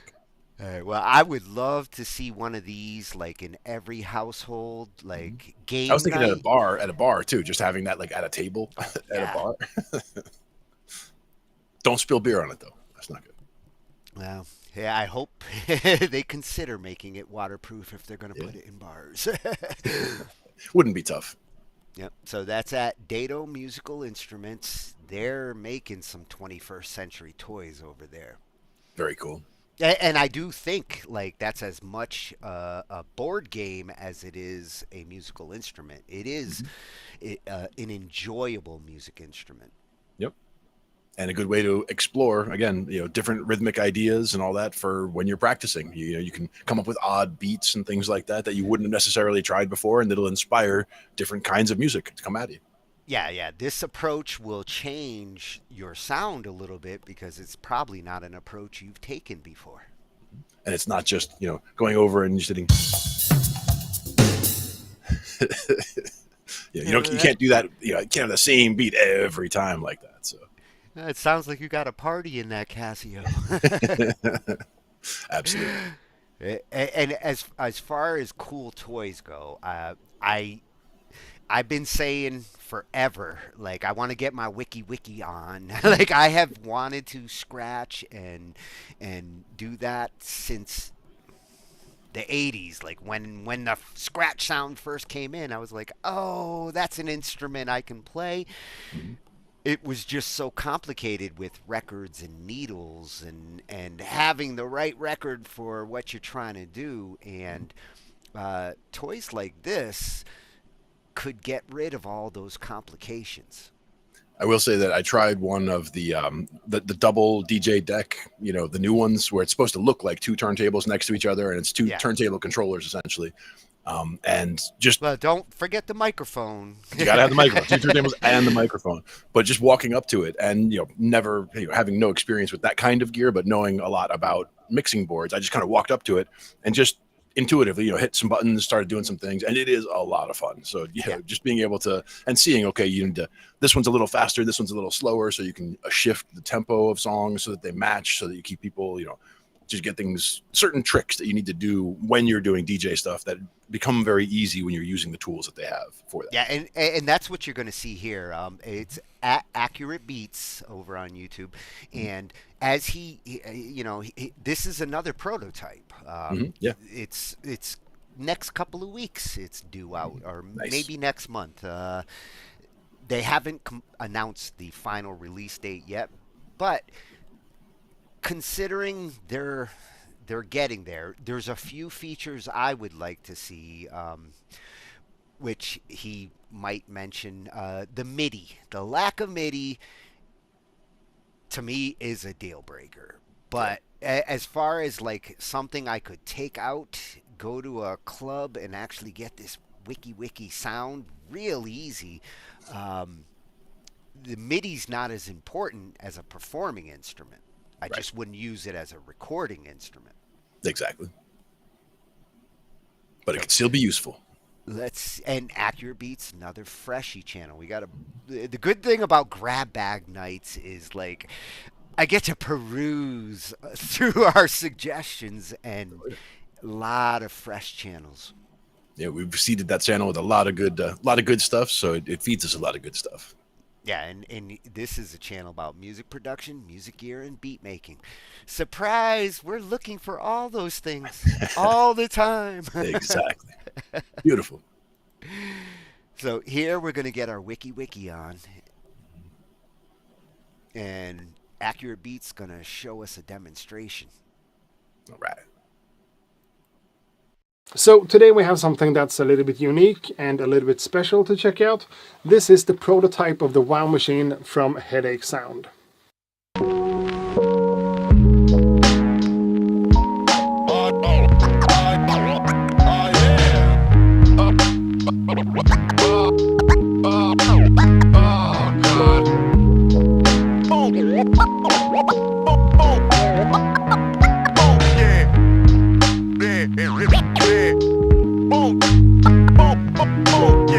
Alright, so this is just a prototype of something that's gonna launch, according to Headache Sound's own website, pretty soon. It's not a finished product and it's not available on the market just yet, but This is actually something as unusual as a portable, digital, standalone scratch instrument. Right? It's not a turntable, it doesn't play records of any sort, it's made for scratching, and that's what it does. So even though this is just a prototype in this 3D printed casing with some handwritten letterings and stuff, The main functionality is in here and it works really well. Honestly, I'm just really excited to see that anyone is working on anything kind of like this, because even though this is not like pure turntablism or whatever, it still kind of scratches the same itch, pun intended. So this is a device with a motorized jog wheel right here and a crossfader that, as far as scratching goes, kind of works as a turntable, like that. And the platter here, or the jog wheel, is a little bit smaller than this normal 7-inch piece of vinyl, but it's not too small to still be somewhat comfortable to use. And because it's smaller, it's gonna feel different and it takes a little bit of time to get used to, sure, but once you get the hang of it, it still kind of just feels like you're scratching vinyl. It's really intuitive and it feels good, for sure. And the company behind the WOW Machine is also the company behind the Omni, the 7-inch turntable with built-in DVS capability. We're gonna check that out in the future too in a different video, but I guess that's why we have the same exact crossfader placement. That makes sense, and I think that's a good choice. But now let's get into the functionality of the WOW Machine. As I said, it's a completely standalone all-in-one kind of system that does pretty much everything that it does straight out of the box. It's not a MIDI controller, nothing like that. It's its own thing. And you're able to play beats and samples from the unit, and the sample gets assigned to the jog wheel here, of course, for scratch purposes, and the beat just plays. But in order to do any of that, we do need to get some files onto the unit, and that's why we have a USB-C connection in the back right there. And it should show up as a device on my computer. With 3 different folders, beats, recordings, and samples. Let's get into this one and put some actual files in here. Just like that, and it takes a second to load. And of course the same thing goes for the beats folder. Let's put some WAV files and some MP3s in there to get started with something. And when that's all said and done, it's just a matter of unplugging the USB-C connection and, in this case, hook this one up to a power bank. Even though this prototype version has a battery compartment down here, there's nothing in it right now and it runs off of USB-C power too, so let's just do that. Switch on and we should be good to go, just like that.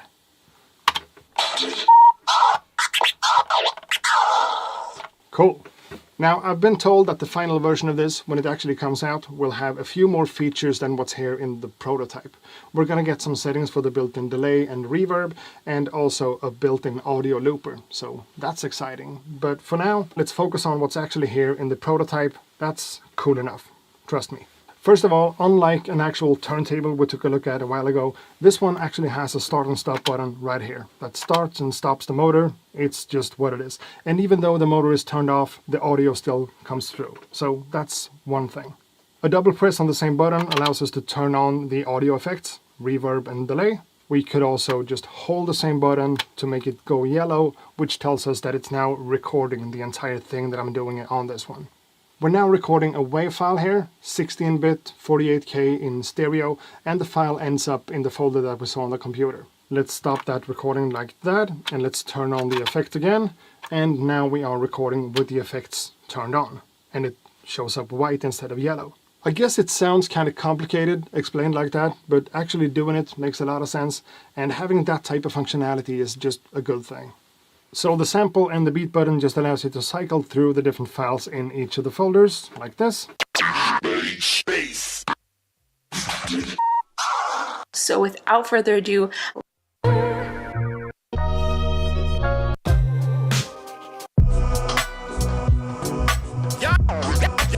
Y'all know the name.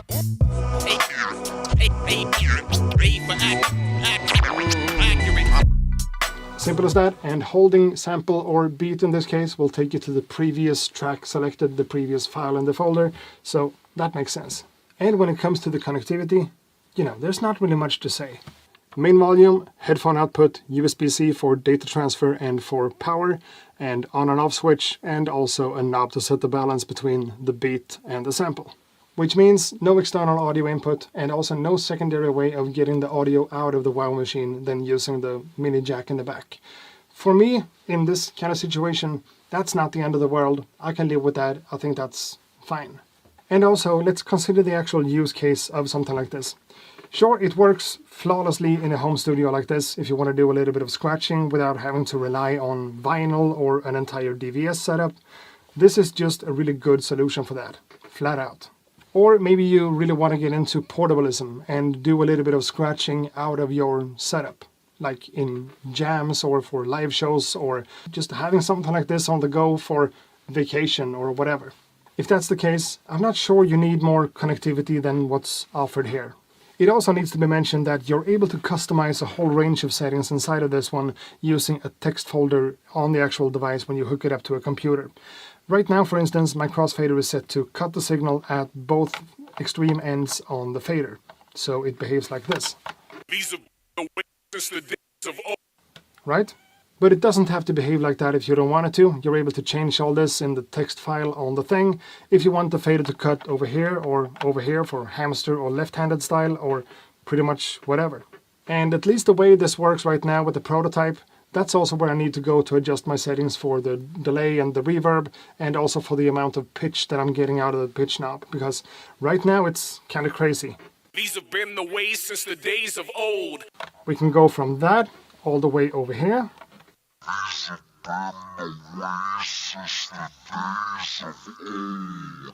If you wanted to, or maybe these have been the ways since the days of old. You can do all sorts of things in there. You can adjust the fader curve, you can adjust the jog wheel response, you can do some high pass filtering, you can adjust the delay time and the delay intensity, the room size for the reverb intensity, and apply a high pass filter for the reverb. There's a lot of stuff that could be customized. You just have to do it in this little strange way by editing the actual information in a text file on the unit. It's not the end of the world, it's a different kind of way to do things. And again, as far as I've been told by the company that makes this one, there will be more buttons and more stuff on the unit for controlling some of those parameters at least. So who knows? The website says release on May 2025, and my contact told me July, so that's something. The website also says $200 for the black one, $226 for the gold medal one, $28 for the Wow Machine soft case. Not a bad case by any means, and the unit fits kind of nicely in there. Snug. 4 extra multifunctional buttons. That's $20 extra. I don't know how that works, but sure. Now, when it all comes down to it, it's a scratch instrument. And just saying that word is kind of cool, because this is one of the first of its kind, and this is more than just a concept. You know, this is an actual prototype of a device that's coming out for real. And if you're someone who just wants to learn scratching, this could be a great entry point, a great place to start. You don't have to fiddle around with, you know, tone arms and needles and styluses and counterweights and dusty old records and signals that needs to be grounded or boosted with preamps and whatever. A part of me really loves all that stuff, but that's what I come from, you know. I do also acknowledge that some people just want to learn the hobby or the art form of scratching without going through all that shenanigans, you know. Something like this might be the actual solution for that, at least for some people, but I don't know. This is just a prototype, and I'm just really excited, honestly. I realize as I go that this might sound like a sponsored video or something. It's not. They just asked me if I wanted to check it out, and they allowed me to make a video on it, so that's what I'm doing, because this is cool, you know. The company behind this is Headache Sound, so you could check out their website with a little bit more information about this. All I know is that this is really promising, for sure. Now, that's it for this video. Thanks a lot for watching, and I hope to see you guys in the next one too. Ha det gott!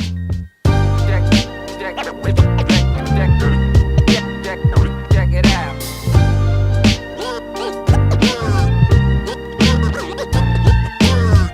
These have been the ways since the days of old. Days of old.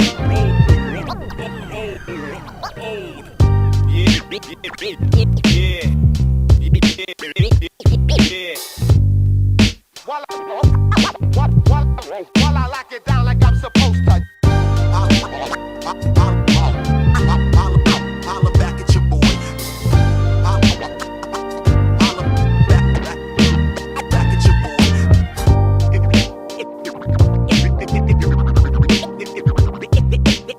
You thought that was fresh. That was fresh.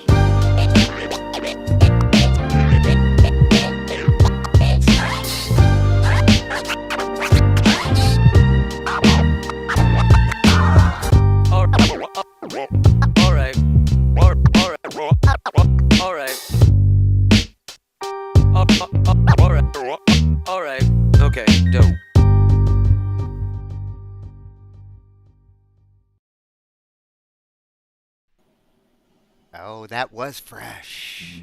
I like it. And dope. That was fresh and dope at the same time. Nice. Yeah. And I like the you were saying the text file configuration thing. Like some people that would be a turnoff. To me, I actually like that because you don't have to have like all these complicated buttons and things on there. You can just dive in and do what you need to. It's powerful that you can do it, but the approach with the text file is a little clunky. As they develop it, 4 buttons for $20. If those 4 buttons help me to adjust configurations or toggle them so I could do it without having to copy a file, that's the next step. I love the implementation. I love what the developers are doing, and they're keeping the cost down doing what they're doing and giving you something useful. As they develop the system further, some of those things will turn into plugins, and that thing should be plugging into a laptop. If I was a DJ going and doing a gig, I would want to bring that and a laptop, and I got all my wiki. Yep, you're all set. Because if you got to preload all your stuff ahead of time, and then you've just got this box while you go do your show, you know how shows go. You improvise, you change along the way, and you want to be able to adjust it quick. At the same time, I don't think I'd want to be on stage at a show editing a text file. So, I mean, that's where, I think if I were going to the show, I would want everything in the box, the device that needs to be in the device for the show, no matter what I'm doing. Like, even if it's overkill, like stuff I'm not going to use is going to be in there as a just in case. But, I wouldn't want to be doing much modification at the actual thing. Better to have it and not use it than to need it and not have it. Exactly. Yeah. And this is an example of a 21st century instrument. The 20th century, sure, scratching came in the 80s, but this is a 21st century instrument. Yep. They're just finally starting to make digital controllers for it. And then, as he was saying, the style of it, the look and feel very much is coming from the analog days. It's mimicking what you were doing back then, so that all of the skill set that you've already built up, if you've been a DJ all these years, is already very intuitive. You take the device and you're just right there. I really like that he reviewed it, because he is one of those traditionalists. He does scratch with records. He has, and for him to try this out and say it's not bad is a good sign, because that's like a drummer who only plays acoustic drums who tried a digital set and said, you know what? It's not bad. Exactly. I could see using this. Yeah. Exactly. He did make a point, though, like the smaller size of the record, because it's like going from a 88 key to a 61 key for me, or to the mini keys, which I can't do. I can't go from normal size keys to mini keys because my brain's been programmed for 40 years. An octave is an octave, and it feels like this. Yeah. Yeah, but he says, like, the reaction and the feel on this tiny disc record is close. Like, you don't get the big, like, what were the big ones called? 45s? No, 78s. 45s, 78s. Yep, the 45s, yeah. Because like you were saying, if you were scratching one of the big ones, it would be a much bigger surface. But by having it as a small device like that, it does keep it nice and small, and it's a wheel. So even on a 78, you could be scratching from further in from the edge, and it would feel the same. If you are using those text files and you're adjusting that controller, the feel of the big one is the difference with that text file versus the little one. And how far the travel is, sure. Yeah. That's why it needs MIDI, because you want to be able to adjust that on the fly. It's like a mod wheel. Like, my mod wheel is different for every patch. Yep. Exactly. When I change the patch, I actually want to change the text file. Yep. But you got your set list, and you have everything all set up for what you need, and then you go from there. Yeah. See, these manufacturers that are prototyping with experienced musicians, like Dom, his advice, Accurate Beats with this, these manufacturers get good beta testing out of these guys because everything they're mentioning are the improvements for the next version. Yep. And even on that one, he did break out that other, what was it, the Omni, the other version of it, the Big Brother kind of. That's the one I was like, oh, if I'm gonna get my wiki on, that is the one. Yep. But nice to have the entry level option as well. Just to get people started. Well, I like this one because it is a wade in the water kind of instrument. Like, I would get this for my nephew. Yeah, He'd be like, "Ooh, I could scratch a record." And with your own, put your own files in there too, so it could be your own voice, your own music that you're sitting there scratching. So yeah, chances are he would figure it out faster than me. Sure. Yeah. I see when we hit this button 3 times, it goes from the white light to the purple light to the yellow light. Yeah, I thought that was an interesting approach. They kept it minimal, so it's like one button to rule them all, but it changes lights. I understand that for costs, but again, when you're talking performance instruments, it's one thing if you've got the time to hold the button, wait for the light, and I switched. It's another thing if you're performing instrument, you want to be able to like up, down, next preset.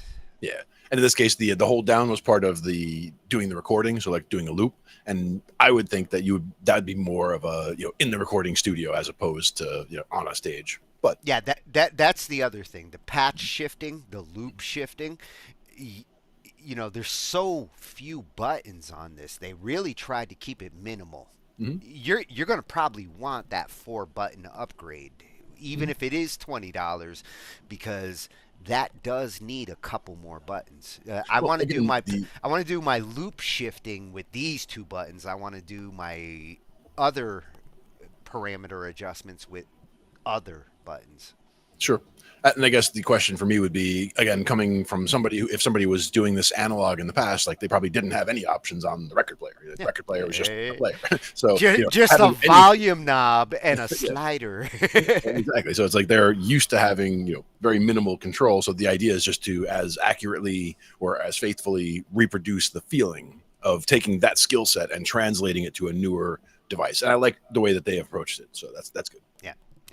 Yeah, and they're keeping the cost down. You don't have to jump in on this for $1,000 because those kind of interfaces and instruments don't tend to get a lot of traction. If they come in too expensive, nobody ever even gets their feet wet in that water.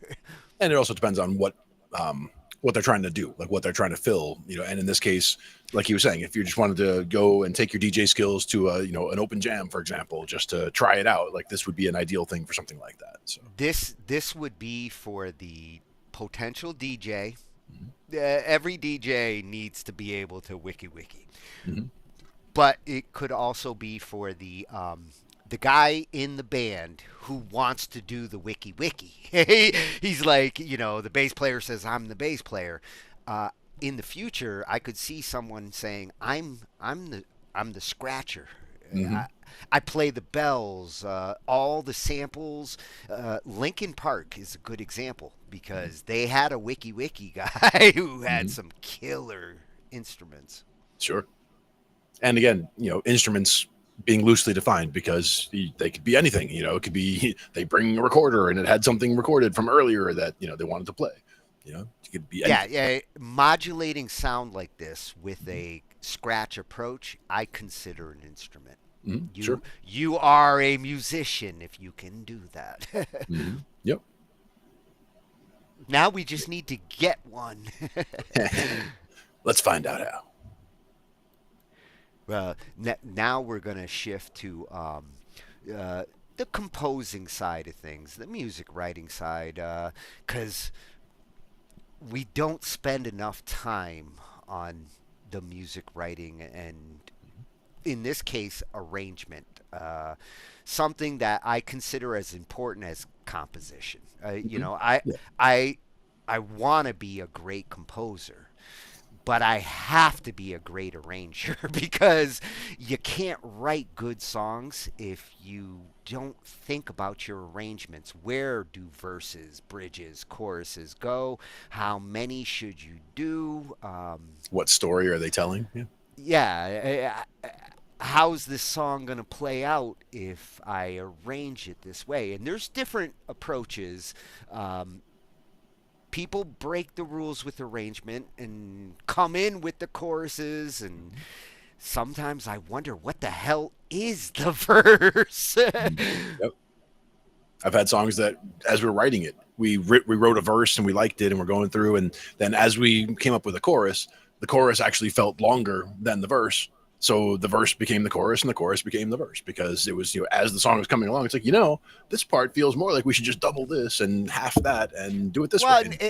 And that's why I like to write sequentially. So I like to get my intro sorted out before I worry about my outro. And I don't worry about my outro until I figured out, what am I doing after the intro? How do these parts play out? What is the verse or bridge or chorus? If you identify like what you're doing at those phases, arranging them starts to get easier. You know which is which. And to me, the intro and the outro parts, I mean, that's bookends, right? So like, to me, the intro is very much related to the outro. They're not the same thing, but there should be a relationship between the intro and the outro. They might have themes that are part of the song. Right. The riff, something going on in the song. The intro and outro might have a theme tied to it, or it's purposely different with a certain kind of emotion. Just kind of a nod to it, Yeah, we want to make you feel all sad for a moment going in, and then all of a sudden it goes all happy and heavy. Yep. It's important stuff, though. Like, all of that stuff is good to work through and, try different things out where, like you're saying, maybe going from the sad part to the open, happy part, if it doesn't feel like it works, maybe try a different transition, though. Maybe there's a bridge in there somewhere, whatever. Whether it feels like it works with what you're playing or whether it sounds like it works with what you're hearing, that's always the challenge, because it's one thing to like the part change, it's another thing to sometimes play them. And to have it be a cohesive thing from the beginning of the song to the end, because maybe the transition from this intro into this verse is just right, and then there's another part over here where there's a chorus into a bridge that's just right, but the whole thing doesn't make sense together. It's like this verse and this chorus are good, but they belong in different songs. That could happen too. Yeah, and you keep your fingers crossed that the drummer and the singer are going to be able to do those transitions smoothly. Sure. And, some songs, they're just, very simple structure. It could just be 2 chords and, just the verse the whole way through. It could be that easy, but you could also have it be where you've got 7 different section changes and 3 different tempo changes and 2 different feel changes. It could be as complicated as you want it to be. Yep. And if you've got these parts, another freshie tonight. A whole night of fresh YouTube channels. Nice. At Nathan James Larson. Learn to produce at home. That is what we're doing. Exactly. And here, the reason why I chose this one is the rule of 3. It applies in so many creative fields. As a photographer, the rule of thirds, that's how you learn composition. And in the music making world, going back to classical, there's a reason why there were 3-part symphonies and designed that way, because it's about the right amount of something and not over repeating or over saturating what you're trying to write. Yep. Like he says, too much of a good thing is no longer a good thing. Exactly. It is now too much. Yeah, so this arrangement rule will change your music, and it's true. You don't have to follow this rule all the time, but certainly It's good to be aware of it. 101 kind of rule. What was it last week? The rule of thumbs. What did they call that? There's a couple different ones. The rule of thumb is important. Yeah, well, this is one of them. Yep. All right, Nathan, tell us the rule. There is an insanely powerful tool in composition that if you use, it'll change how you make music, probably forever. Many of you are using it unknowingly, and many of you don't know it, don't use it, and as a result, your music is generally speaking not where it could be. It's called the rule of three, and this is not something I made up. It's something you can analyze in music across not just the past decade, 2 decades, or even several decades. This is something that you can analyze in music over the course of literally hundreds of years. And as producers, songwriters, and composers, you need to know this because it's proven to work over and over again. Now, before I share this with you, inevitably, many of you will find plenty of popular examples of music that breaks this rule. Heck, Nine Inch Nails didn't exactly follow traditional musical convention, nor did Dream Theater, nor did Philip Glass, or many other composers, artists, and producers who intentionally break convention. So this rule is a guideline, one that you can break, but if you don't know it, then you may be breaking it unintentionally or in a way that is not truly on purpose. So here it is. The rule of three is all about how many times you should repeat musical ideas and what to do to prevent over-repetition. And it actually has a lot to do with our brains and how our brains process information. If I say something to you once, then it's an idea that you've heard one time. If I say it a second time, it's reinforcing that idea. But if I say it a third time, this is where things get a little bit weird, because in some cases, it further enforces a concept, but in most cases, this is where our brain will actually begin to tune it out. So how does this correlate to music? I'm going to demonstrate what I mean. So if I play a musical idea, a 4-bar progression with a melody, something like this,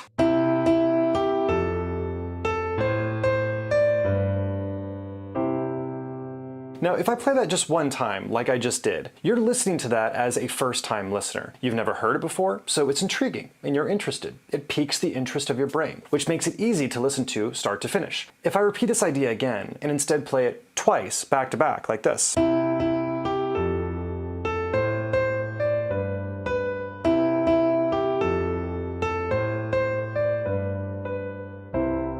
now your brain has reinforced this musical idea internally. In other words, at this point, you could probably sing it back to me. Dun, dun, dun, dun, dun, dun, dun, dun, right? Pretty simple. Your mind has remembered how it sounds, has caught on to the cue that it's a repetition. But if I play it 3 times in a row, like this, 1, 2,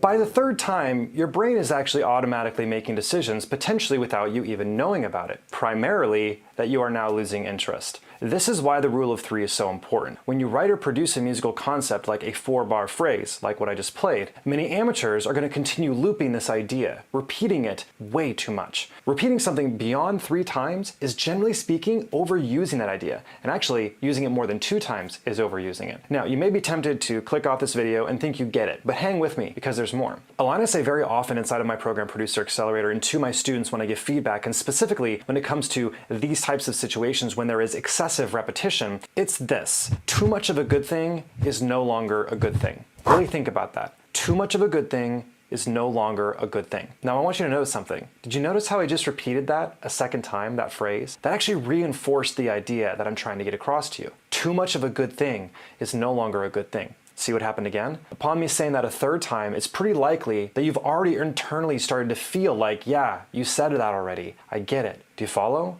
But the saying is true. If I were to say that line, that saying 3 times, by that 3rd time, you get it. You understand the point. Okay, let's move on to something different, right? This is also why if I show my wife a new song and I continue showing it to her over and over and over and over again because I'm excited, guess what? After a handful of times listening, my wife will essentially no longer like that song. It gets old, it's overused, overdone. The rule of 3 is all about how to capture attention and then hold it without abusing it. This is the name of the game when it comes to creating music that is compelling. And I do have to note that if you don't care about holding someone's attention, do what you want. But I think most of us want to create music that others will genuinely enjoy and listen to and want to re-listen to. But if you are over-repeating ideas and breaking this convention, the rule of three, you are inevitably losing attention and losing interest. So you're probably thinking, what should I do then? It's simple. There are really two options that I typically am aiming for. The first is that you play an idea, like the one that we did, repeat it one time, so you're playing it 2 times in total. This is reinforcing the concept because obviously if you only play it once, then it's not enough time for the brain to truly remember. If I were to play that melody for you, you've never heard it before, and I only play it one time, it's more likely that you'll actually not remember it. You probably won't be able to sing it back to me, but if I play it twice, you're more likely to remember it. And the third time, you have the first option, which is to simply go somewhere different musically. It could be a new melody with the same chords, or it could be a new progression along with a new melody. The second option is to start the concept the same the third time, but instead go somewhere different with it, maybe halfway through that idea or the progression. So you're starting the same, but going somewhere different. So let me actually demonstrate each. So here's the first option where I'm gonna play this through, and I'm gonna go somewhere completely different. So I'm gonna play it as if this is the second time I'm playing it.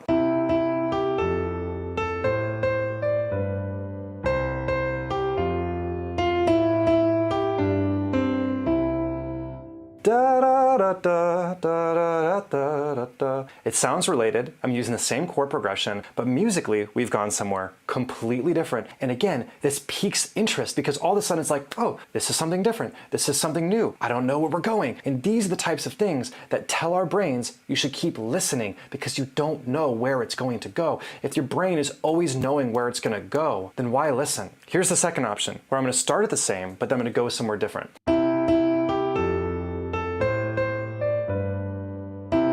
Start the same. So we started the same, right? The same. So you're thinking, oh, okay, we're just gonna repeat this again, right?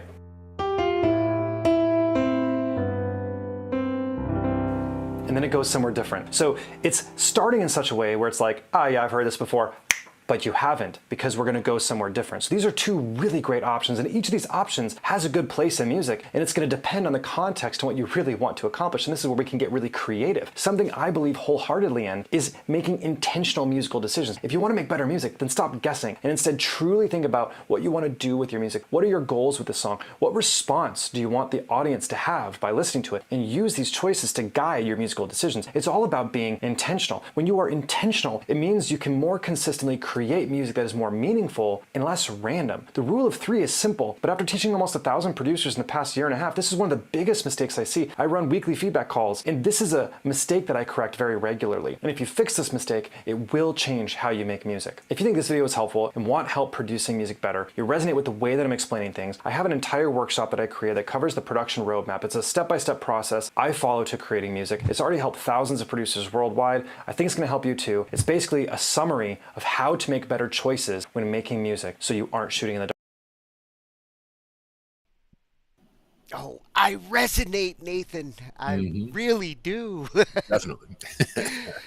When it comes to writing approach, everything he's talking about there,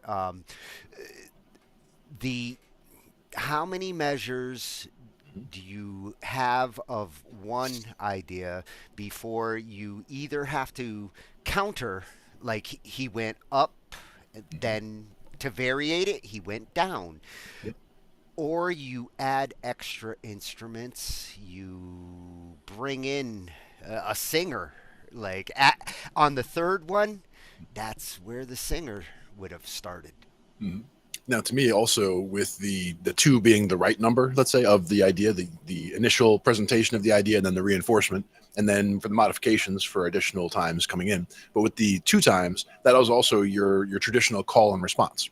So that you have, one instrument, doing that first part of the melody, and then you could have something responding or answering the call at a higher register or a lower register. They can go back and forth. One could be loud, one can be soft. It can give you that kind of dynamic shift, but that gets your repetition in there without it being just the same thing twice. It could be the same thing twice, but with a different treatment. Yeah, and if you do have like an instrument that you came in with solo, like the piano there, and on the third measure, you bring in additional instruments or the singer, pulling back the piano a smidge in, like taking it from the front and moving it back into the sound, all of a sudden people are listening to the vocals. They're not hearing the repetition of that piano or that guitar anymore because it's just accompanying this new layer. Yep. And in the same way that you can bring in a new layer that way, you can also thin out a layer in the same way where you had you brought in something and you bring it back out. Yeah. The breakdown is something I wish more musicians would utilize these days. It seems like the breakdown has gotten lost in some genres. Yep, it has. Good stuff. That's where you get the guitar solos and cool stuff. Singer, like just bringing it back. Bringing it all back around. Yeah. Well, Nathan, you think the same way I do when it comes to arrangement and songwriting. Our next songwriting night, arrangement, I think this freshie will be there. Nice. I was noticing that whole repetition and call and response and all of that in some of the Chopin I was listening to just yesterday, listening to some classical for, a change of pace. And definitely hearing a whole lot of that where, one of the hands is doing this whole very busy notes, like all up and down, while the other hand is doing these little stabs. And then the hands switch where the running line now comes down to the left hand and the right hand takes over the little like cat stepping on the piano, bloop, bloop, yeah, and Chopin was actually fluent on both sides, so it didn't matter which side he was on. No, not at all. And you'll hear it in the music. You'll hear the line go like all the way up and all the way down, and the hands switching roles in the middle there. Good stuff, though. Now, speaking of switching sides, we're going to go into a little bit of mixing now. Arranging and writing. That's my jam. But producing and mixing, that's the final frontier when you've got it all together. And this one's not a freshie channel because I've been hit to him a couple of times. When it comes to the mixing and the production, great advisor. Help Me Devin. And I believe it is Help Me Devin on YouTube. Yes, it is at Help Me Devin. Always gives solid mixing and mastering advice. And compression is one of the ones that the advice changes with who you're giving the advice to. But upward compression is a form of compression that we either use and don't always know we're using, or we're not even aware of its usefulness, which, traditional compressors are trying to bring things back from clipping. This approach is bringing things up from not being heard. But keep in mind, if your tracks aren't, like, if your vocals have like a lot of room noise, this can also get to bite you in the ass. Yep, I was going to bring that up actually. We had one with it was a live take that somebody had done, and I was going to add a vocal line to it. But I had there was so much room noise in the initial one that I wanted to get rid of that. So we tried to do the subtractive EQ and kind of subtract out some of the the baseline room noise. After we did that, we actually ended up with, like, all of a sudden you can hear birds chirping in the background. Like, it came through out of the noise, which was good. It was an atmospheric thing that we weren't expecting. Like, nobody had heard it in the initial thing because there was so much room noise sitting on top of it. But once we subtracted that out, it kind of upward brought the the very quiet noises up from the floor. Oh yeah, and a chirp will find its way through room noise. Like exactly. the subtractive noise reduction will get rid of the hiss and the general mic room noise, but birds and things like that, washing machines will find their way through. And if you utilize this kind of compression, hopefully you either want to bring those up. If not, then you have to use this sparingly in the right tracks. Yep.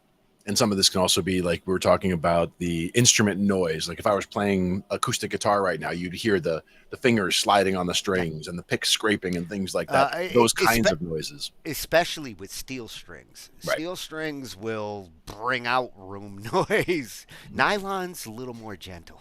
Yeah. And, you know, finger style versus pick style will also make a difference there as terms of noise. But it's all characteristic of how you're playing. Yeah, don't be too picky. That's right. Finger it once in a while. Definitely. Good advice. So, at Help Me Devin is going to give us an awesome explanation of compression, what it is, and what upward compression, the benefits of this approach, something that should be in every utility belt. Definitely.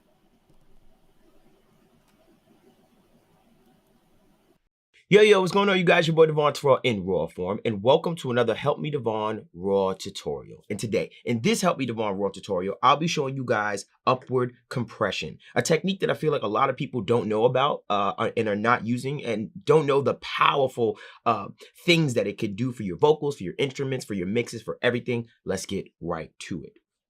So first things first is I'm going to play you a song. It's from an artist named I'm Gassed Up. I'm actually featured on this song as well on all streaming platforms. I'm going to play you the song so you can get an idea of what it sounds like and what I did. So let's just play it for you right quick so you can get an idea of the song. It's called Siri Say by Gassed Up. Listen close. Gassed Up. Gassed Up. Oh my God, I love this song! Siri say, Gassed Up. Siri play, Gassed Up. Siri like, Gassed Up. yeah. Siri say, Gassed Up. Siri play, Gassed Up. Siri like, Gassed Up. yeah. Siri say, Gassed Up. Siri play, Gassed Up. Siri like, Gassed Up. yeah. Everything seem too fast, everything seem too gas. Yeah, I'm in the bag, quiet got the gas, green pack, got the raw and the bulls with the pack. Yeah, I got the pack, and they rolling up in the back. They don't make you dance like Jack. Tell me where you at, that's no cap, both facts. Okay, so you get an idea of what the song sounds like. Now, the place, by the way, that's available on all streaming platforms. I love this song. Now, what the upward compression is used for is mostly for those vocals. The reason why I use upward compression for those vocals is because it's a whisper. It's very quiet. What is upward compression? So just like your regular compressors that you have, think about the concept of them. Basically, you set a threshold, and basically you're telling the compressor, hey, anything above this threshold, I want you to smack down. I want you to reduce, attenuate its volume. Well, we have upward compression or uplift compression, which is the complete opposite. Instead, it says anything below this threshold, I want you to turn it up. Extremely powerful. Instead of going the other way with compression as far as bringing things down, this compressor brings things up that are below a certain threshold. So if there's little nuances in a vocal that you feel like you want to bring out as opposed to bring down, upward compression is for you. So it's really a good way to control dynamics, to bring out some of the more of the dynamics. Now, granted, you are squashing a little bit more of the dynamics when you use any type of compression, but nonetheless, maybe you want to turn something up more as opposed to bring it down. This is where upward compression comes in. I'm going to show you what I use. Okay, so the main thing we're going to focus on is the vocal, right? And the reason why I used a lot of upward compression for the vocal is because it was a very quiet sound. Think about it. He's literally singing into the mic and whispering. So, of course, with that, there's going to be a lot of compression needed to really bring it out and to make it sound still up front in the mix. And when you listen to it, it still sounds pretty up front in the mix. Listen close to it again. Everything seem too fast, everything seem too gas. Yeah, I'm in the bag, quiet got the gas, green pack, got the raw and the bulls with the pack. That is a whisper vocal, but yet it still feels like it's right up front, like somebody that's screaming. And that's the power of upward compression, along with, of course, other bells and whistles. But mainly upward compression is what I'm using to really bring that vocal out. So let's move on over to the upward compressor that I'm using. So the upward compressor that I'm using today that I'm going to show you guys is called the MV2 from Waves. It's one of my favorite upward compressors, and the reason why is because of its functionality and how simple it is. Any one of you can pretty much get this plugin and jump right into upward compression. Okay, so right now what I'll do is I'll solo the vocal, right? I'm also going to turn off the verbs on it because I want you to hear it dry for what it is. So I'll play it for you without and then with. So this is without. Listen close. Everything seemed too fast, everything seemed too gas. Yeah, I'm in the bag, quiet, got the gas, green back at the raw, at the bulls with the pack. With. Everything seemed too fast, everything seemed too gas. Yeah, I'm in the bag, quiet, got the gas, green back at the raw, at the bulls with the pack. Okay, so you can hear that. Now what I'm going to do is I'm going to keep bypassing it back and forth so you can hear it as it's on. So without first, and then watch me keep bypassing it back and forth. Listen close. Everything seemed too fast, everything seemed too gas. Yeah, I'm in the bag, quiet, got the gas, green back at the raw, at the bulls with the pack. Everything seemed too fast, everything seemed too gas. Yeah, I'm in the bag, quiet, got the gas, green back at the raw, at the bulls with the pack.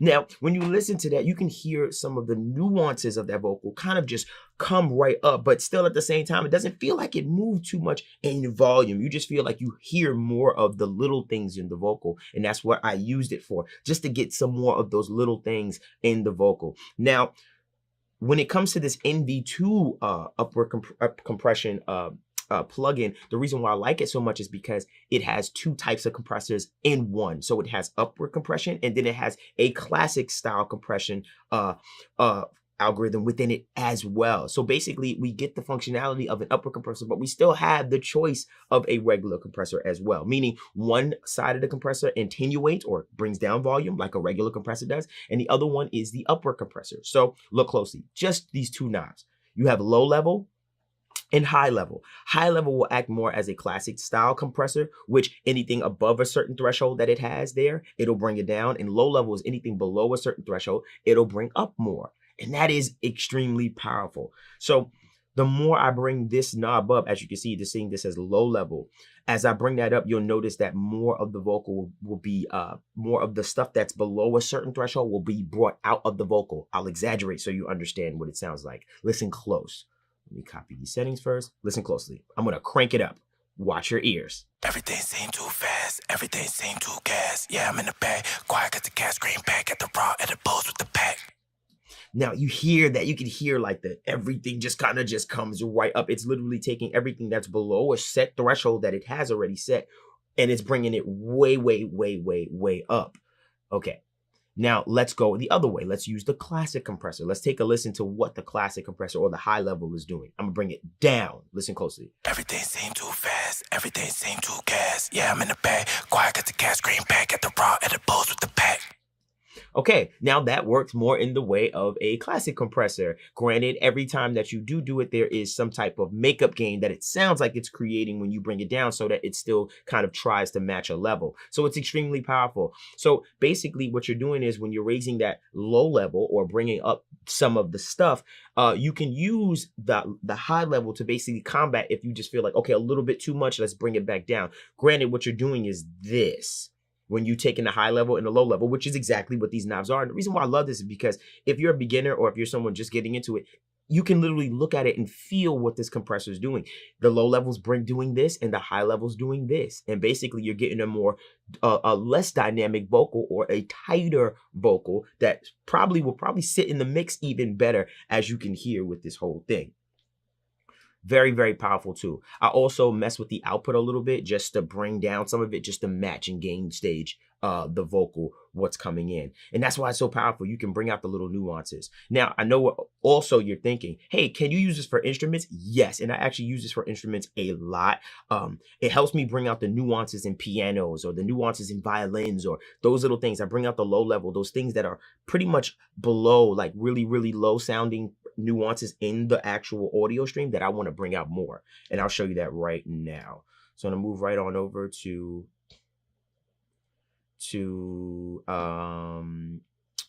this piano. Sorry. Oh, found it. Okay. Lost myself. Also, just to let you know, this entire song was produced with the Gas Station kit volume 1, which is at helpmedevon.info. This kit is super dope. All the 808s and everything, the snares, the hi-hats are all in that kit. I love that kit to death. Just letting you know. It's made and produced. I produced this record with that kit. Okay, cool. So now we have the piano, right? And I'm going to give you an example of what the piano sounds like. So this is the piano. One sec. Listen close to the piano.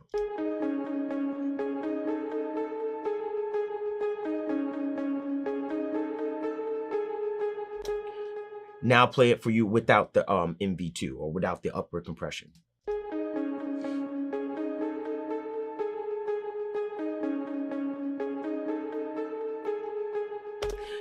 Now what I'll do is I'll bypass it back and forth while it's playing so you can get an idea of what it sounds like. Listen close.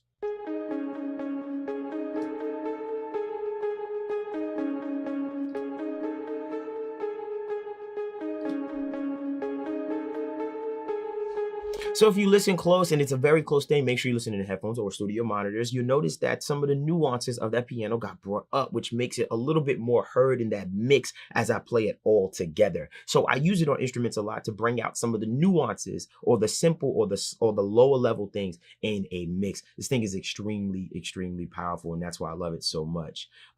This is more of like a Travis Scott song, I feel like, as far as how I mix the vocals. Maybe if you guys want this template, I'll also ask me in the description. We'll talk about it. We'll figure it out. But nonetheless, also, if you want to produce a record like this, you know you can get the Gas Station Volume 1 kit, sound kit on helpmedevon.info. Really, really sick kit. This is by Gassed Up, called Series A. And with that said, I hope that this was a very helpful tutorial on upward compression. This is not the only upward compressor out there on the market. There are tons of them, but this is just one that I like a lot from Waves that is extremely simplistic in style, that you can just jump right in and get right to doing upward compression. So I hope that was really helpful. Make sure you comment, like, subscribe. Make sure you follow us at helpmedevon.info on our website. Make sure you follow me at helpmedevon on Instagram. Make sure you hit me with your comments, likes, concerns in the comments. You can email me at helpmedevon@gmail.com. And until next time, you guys.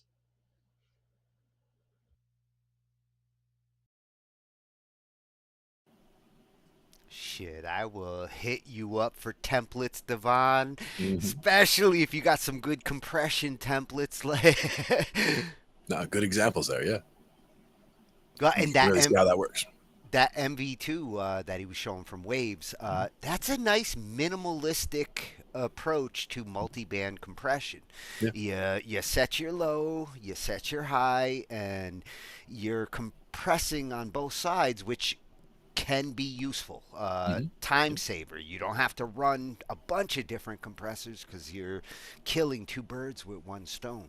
Yep, and the makeup volume on the output right there. I mean, it seems very intuitive and just right. You know, the tools that you need are right there. You know, no extra knobs that you don't need and all that.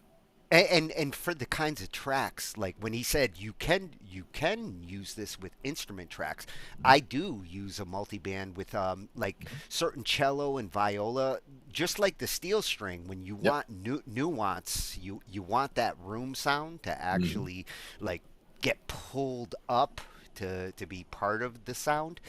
Sometimes it's that upward compression that brings it up. I could see it for horns if you wanted that, you know, the breath sound, for example. You know, in the horns. There's a name for it. The spits. The spits. Sure. It's like the shit, but it's the spit. One of those sounds that's just part of the thing, you know? You got to pinch your lips and fart into it. You're embouchure. Yep. Well, you see why, like, Devin is a great resource for mixing, production advice, to be able to explain compression so elegantly. Like, it's one of those things we talk about in the music world on the mixing and mastering side, especially. But it's so misunderstood these days. It's become like the word magic. It's just magic. Yeah. Well, the thing is, if you take somebody's project who doesn't understand or use compression, and you can see just, you know, as somebody who uses it and has used different compressors with different settings all the time, you can see exactly what you would do with each of those tracks. You're like, oh, just listening to it, you're like, oh, I can hear that on that piano track I would do this, and on that vocal track I would do this. And, you know, it would be different things for each track. Especially drums. When I hear drum cymbals, high-pitched drums, these are the tracks that, like, I need to control, tame the wild cymbal. Yes, because they will ring right through and over all your stuff. Yeah, and that can fuck a song up. Like, that song is awesome, but damn that crash cymbal. killed it. Even just in some of the recordings we have from open jams, where it's just a room recording. So wherever the recorder in the room was, somebody happened to be like walking near it with a cowbell, let's say, bam, bam, bam, bam. And At least it wasn't the tambourine guy. Yeah. Oh no, because he's a pain in the ass. that happens too. Yes. But it's when they go too close to the recorder that it becomes dominant in the recording, and it just becomes what are you going to do? It's a single point recording, and one element is just too much. So if it is something like a triangle, if it was too loud, you could just try to bring down the top a little bit, and try to bring down And the question is that one element on its own track? In which case I can bring it down. Right. If it's not on its own track and I've got to tame the room recording, then that's you a different start story. Utilizing tricks like this. Yep, exactly. And that's where sometimes you have to try to rescue, we only have one recording of this one, awesome performance, and we could never reproduce the whatever. Like, you hear that a lot, right? I have several albums that are in that category. Yeah, exactly. And it's one of those things where now, we can start doing, and that's where some of those, the tools that we've gone over before, where they can actually isolate all the different sounds, to break the guitar out, break the vocals out, break the drums out, and have them all be separated like that. Then you can kind of reassemble it with the room noise not being put back in, and try to get something useful out of it that way. Oh, that'll make a fun topic to come up. Rescue mission. Yeah, exactly. we're gonna go back and rescue some of those old tracks. There's a way.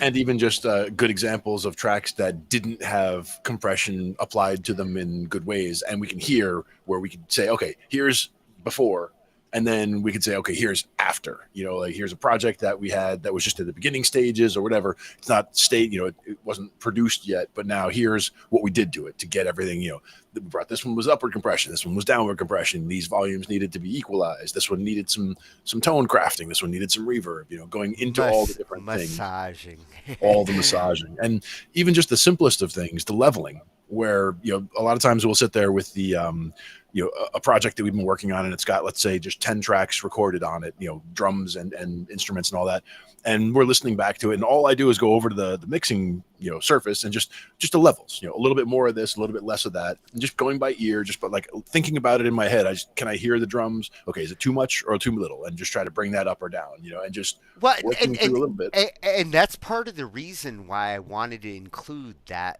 particular video tonight, because sometimes it feels like you want to do a level change and volume change, where you don't need to do a volume change. You actually just need to use a little of upward or downward compression to bring the part of the volume that you want up.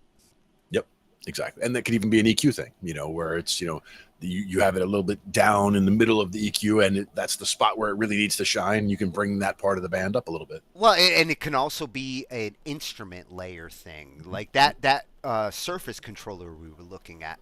If I was looking at all the guitar tracks as a whole, like the rhythm guitars, if I went to adjust one rhythm guitar, if I had them locked, I'd want all the rhythm guitar tracks to move accordingly. Same with the lead guitars or different vocal layers, groups of channels that, okay, I want more backing vocals. Well, bring up the backing vocals. It's not one track. Yeah, but it is one group, and you can do that in some of the surfaces, like with the Personas. My buddy Mike can do that. So that Surface we looked at tonight does that. Exactly. And it's important. It's a good layer to be able to do that, and to be able to hide tracks as well, like with those 10 faders, right? If you have 32 tracks in a project and you only have 10 faders, as you saw, you could skip around. You can go from 1 to 24 to whatever, but you could also usually hide a bunch of tracks. And let's say you only want to look at these are the 10 important tracks for when I'm live. I want one for this vocal, one for this instrument, blah, blah, blah.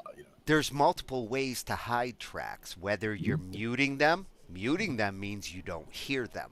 Right. Hiding them while they're still performing, that's where, like Pro Tools, some of the DAWs have that hide track feature. So you're not seeing more than you need to. Yep, and that way you can have a scene where basically you've taken out all the tracks you don't need to look at, and these are the ones. That way you can hand it to somebody who's not really a sound guy or whatever, and say, okay, if the vocal goes off, it's this one. If you need more instruments, that one. And you can just show them.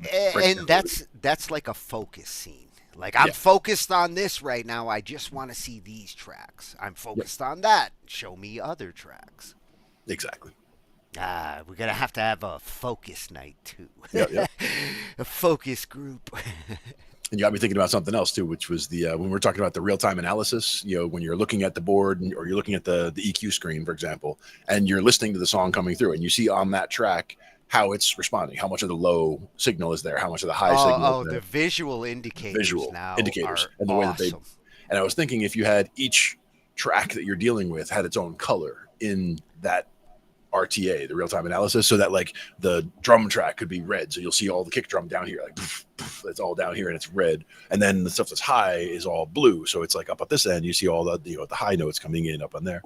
That would be neat, but it would be a lot of extra processing, I think, because you're trying to now do real-time analysis of multiple signals in multiple ways.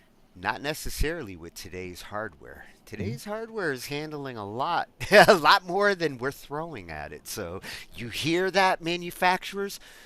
Glenn wants to see his sound in a rainbow. Yeah, let's do that. But maybe we'll do that next week. How about that?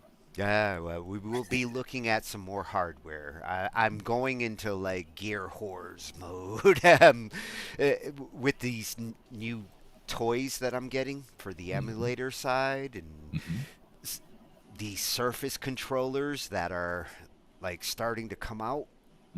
Hardware, this will be the year of new gear, and I'm gonna get some of it.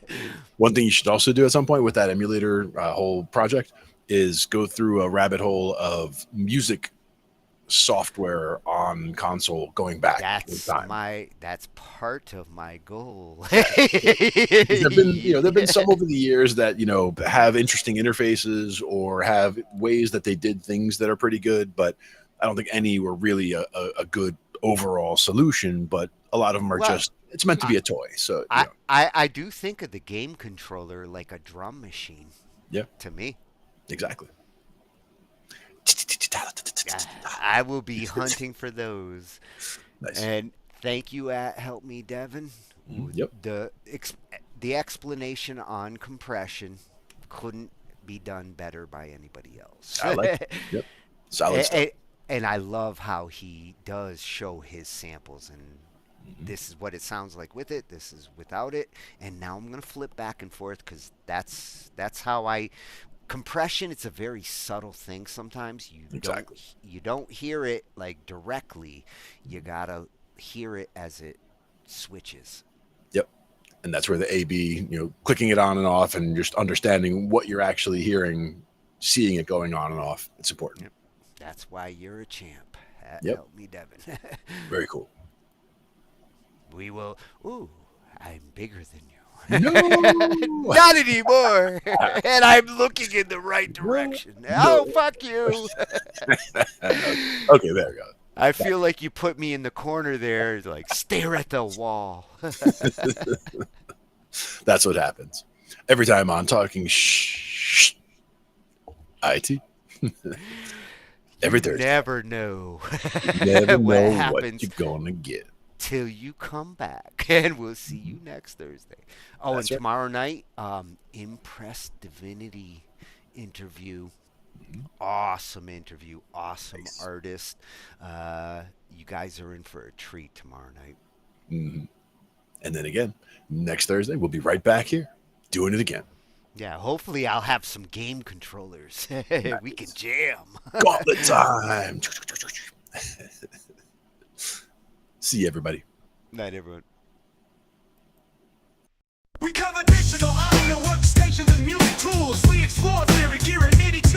How to arrange, compose, and the art of arranging. Taking a look at AI and how the times have changed. On a PC or a Mac, and even with a mobile device, we'll be talking about it all every Thursday night. From software to plugins and synths that entice. Dive deep into tech and let creativity take flight. Talkin IT. We're talking IT.